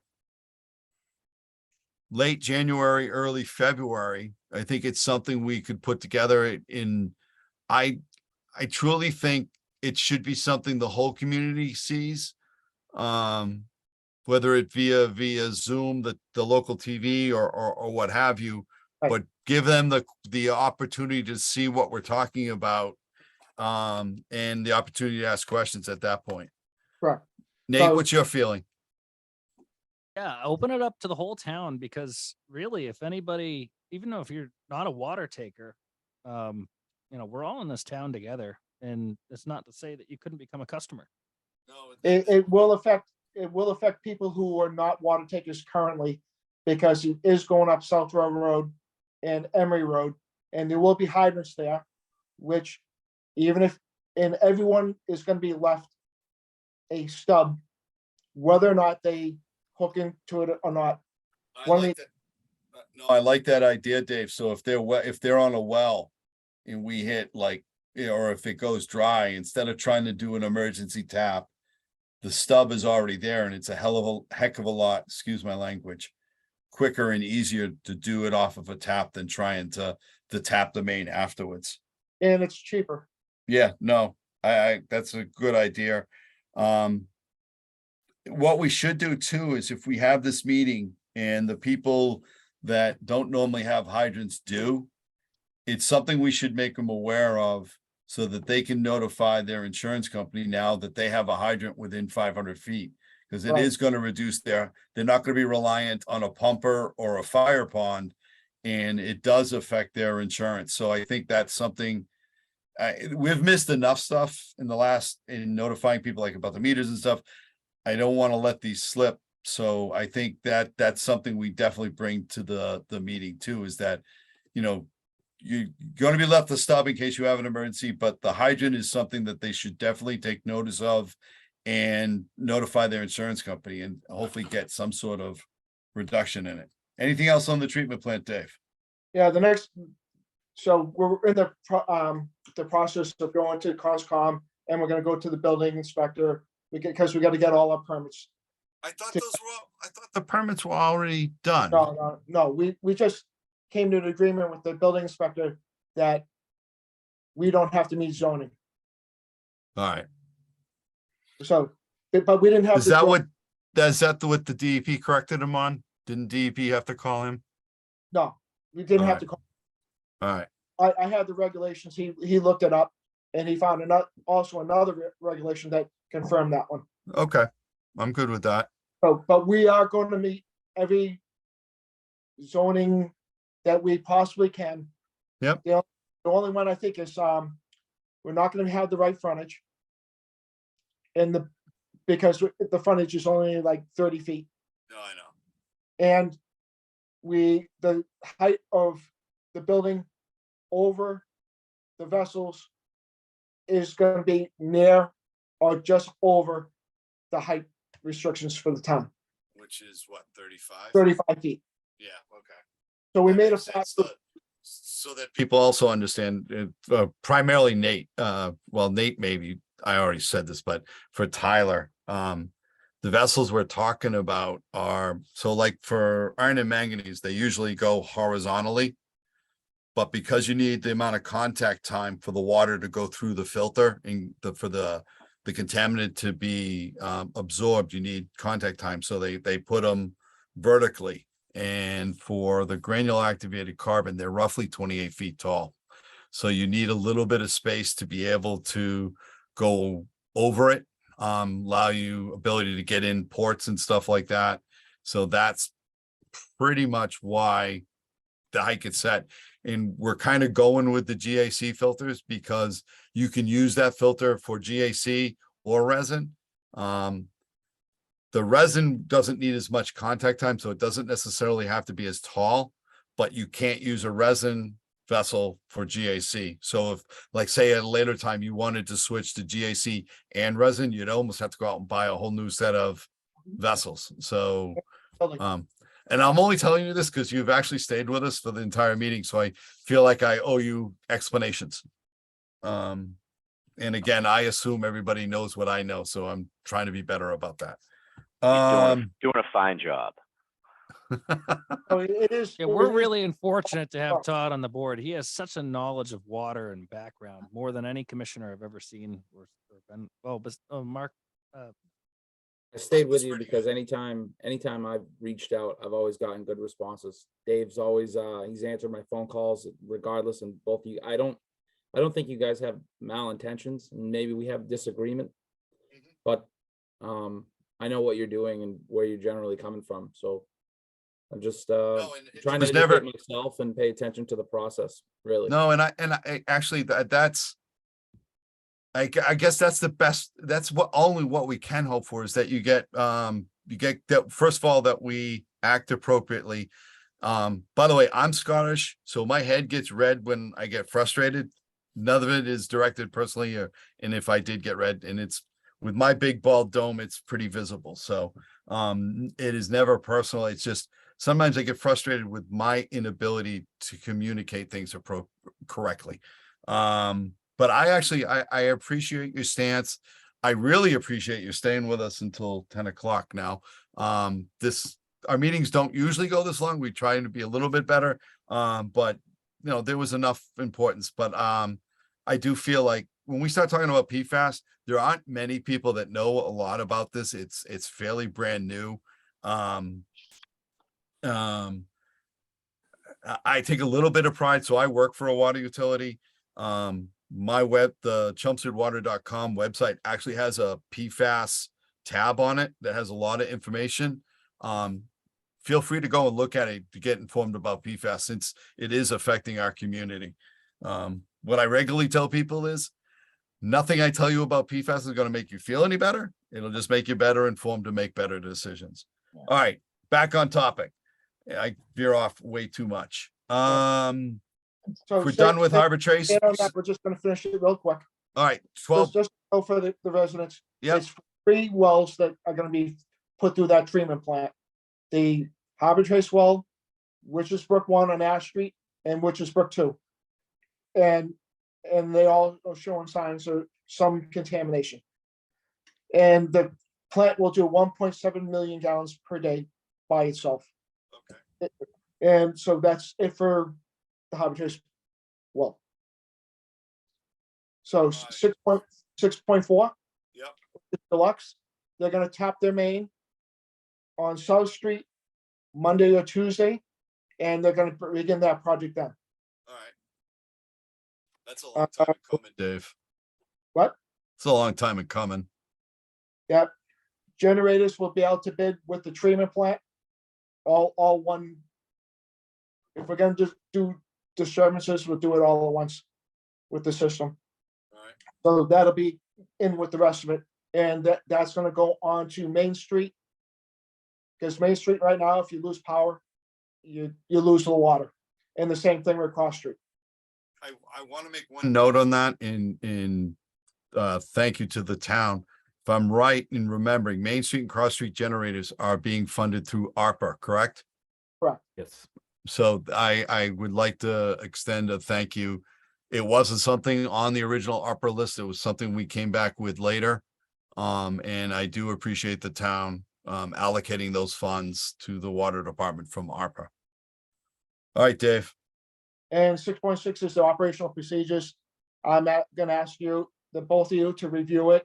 It's a work in progress. There's a lot of information that's been collected over the last year and a half to do that, because you asked me several times to develop this piece, in this piece, in this piece, and it's a huge project.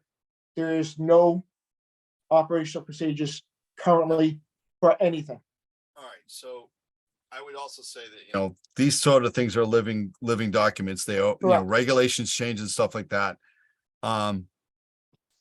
Because I seem to see, there seems to be a disconnect between that. Specifically on the dig safe. That's I think, one. I know, let me finish, please. What I would say, Nate, is why don't you and I put what we think it should look like?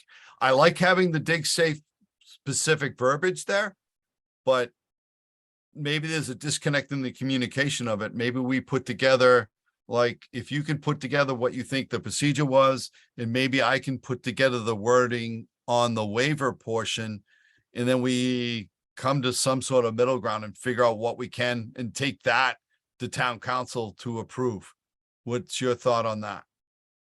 Oh, yeah, anything we can do to. So, all right, so are you willing to take that up, right? What you think that it should look like, and then I'll work on the waiver part. And then we can try and meet, I like keeping the actual dig safe documentation there. Because not a lot of people know it. Well, And this is our policies and procedures, though. This No, is I know, just- but this is you- regurgitated from Dig Site's website. no, I know, but I'm saying keep that because I actually like that. Well, and I need to read it. I haven't, to be honest with you, I didn't get through to go through it. So I'm gonna go through it. If there's something you think that needs to be changed or modified, do so. We can come together, make sure it meets the liability, so we're not creating a liability for ourselves in the town. I can come up with a waiver. There's enough templates of those. Next meeting, we kind of put it together, see what's there, see what needs to be changed, and then we take it to town council, then we get this off our table. All right? And the category before is services. So they go together. Oh, yeah, all right, so I didn't get a chance to read them, I'll be quite honest. I'll go through it and look at it and find out something. I do understand. I've gotten a bigger education on liabilities and stuff like that and unintentionally creating them. So I think let's put together what we think's a good starting point. Take that to town council. When's the next meeting for town council, Chaz? I think it's the 26th or the 27th. They're on I Tuesdays. don't think we're gonna be ready for this month, but we could do it the following month. I mean, my thought is that, yeah, you can sign up for the following month, but if you guys have some procedure or policy that you're thinking, this is what is something that you want reviewed even previously, I can send it to him directly and he can give us, you know, Okay. his thoughts on it before you even go to the meeting. Okay. Yeah, could you, at least I could go, I'd like Nate and I to go to it. The more we have a meeting in direction, maybe we don't waste our time. So I don't mind signing up for it. You, Nate? I don't, but I was reading this DigSafe thing and I guess, I mean, it's kind of weird how this whole DigSafe thing works because it says, you know, you're a member, you're a utility member, but I Dave, don't did know we- what that So entails. what that means, Dave, did we sign up for DigSafe? Correct.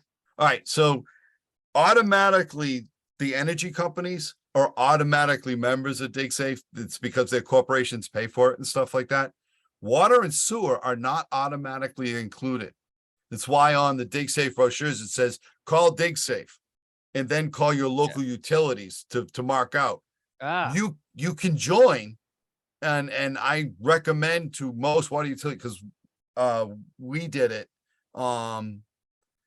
And what happens is when someone puts a DigSafe in, instead of them having to call you, you get an automatic email on DigSafes. But there's a cost. It's like $1 an email or something like that, depending on the volume you get. So if we're signed up, that means we are a member. Dave, I think that probably that should be mentioned in the policy somewhere that we are a member and that you get and that's part of probably what we're looking for, to be honest with you. That's what I'm asking So- you. And All right, and but make comments. this, I could see why, Dave, why you were reluctant to type something up like we had spoken about, because it does say, and I see that you've highlighted it, DigSafe member utilities may only mark lines they own or maintain. Well, that's fine under their DigSafe program.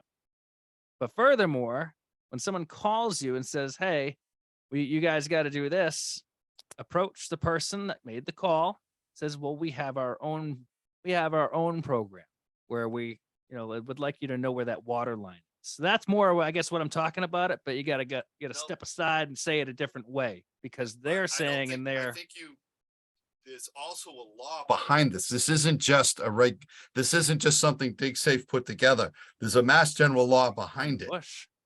Well, yeah, I mean, So you can't, so you can't. if I an mean, electrician goes and pounds a ground rod through your water pipe and it wasn't marked out, but it could have been, now is that a good thing or a bad thing? it's Well, a there's bad an answer thing, to but also you have to look at the liability. So say you mark it out, but you don't know where it is, Right. So that's where you get the the waiver. waiver, then that's what I think that's the part we need to work on. But So it says in DigSafe that the contractor must call a utility, not a utility. It's a company that does. So what he's those- saying is there are companies that will mark out unknown lines. That, Correct. but they would have to hire them. I don't like the idea of somebody having to hire someone. I think we can use, if the waiver passes muster with town council. And they look into, like I said, I don't want to unintentionally create a different liability. But I also want to service our customers as best we can. So long as we're doing it within the law. I think the waiver is the best possibility. And what I'd like to see too in this, and I apologize, Dave, I didn't have the time to get through that. But what I would say is, what I'd like to see too is your procedure on when the email comes in, how is that part of it processed and pushed out to the staff? That way it's in writing. If, say, God forbid, you drop dead tomorrow, Kevin can pick up that SOP and knows exactly what it's a transfer or making institutional knowledge transferable from staff to staff. So I think that should be part of it. You know, that the email comes in, who has access to it, what's the process of putting it together, how does the work get assigned? That probably should be in that. And not just so much about and if it's in the service part, Dave, listen, I apologize. I really and truly didn't get time to go through it. I will before the next meeting, but that would be a critique of mine, is that part of the SOP, so to speak, should be in that part. Anything else, Nate? No, we'll, All right, we'll but I file can it see out. where the disconnect was, to be honest with you. All right. So,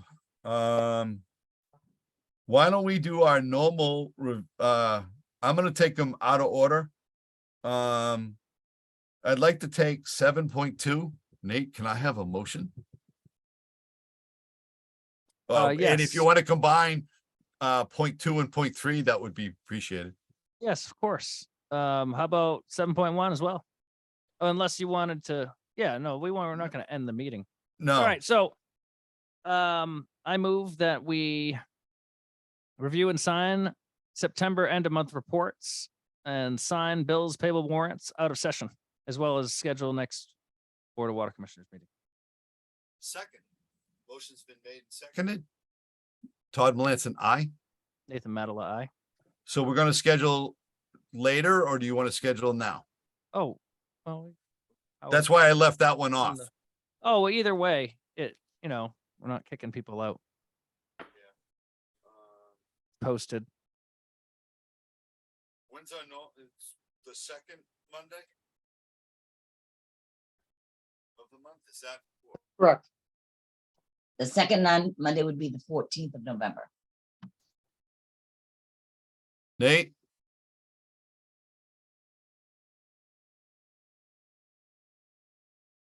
No? He's Looking at my calendar. Oh, I'm sorry. I could tell that.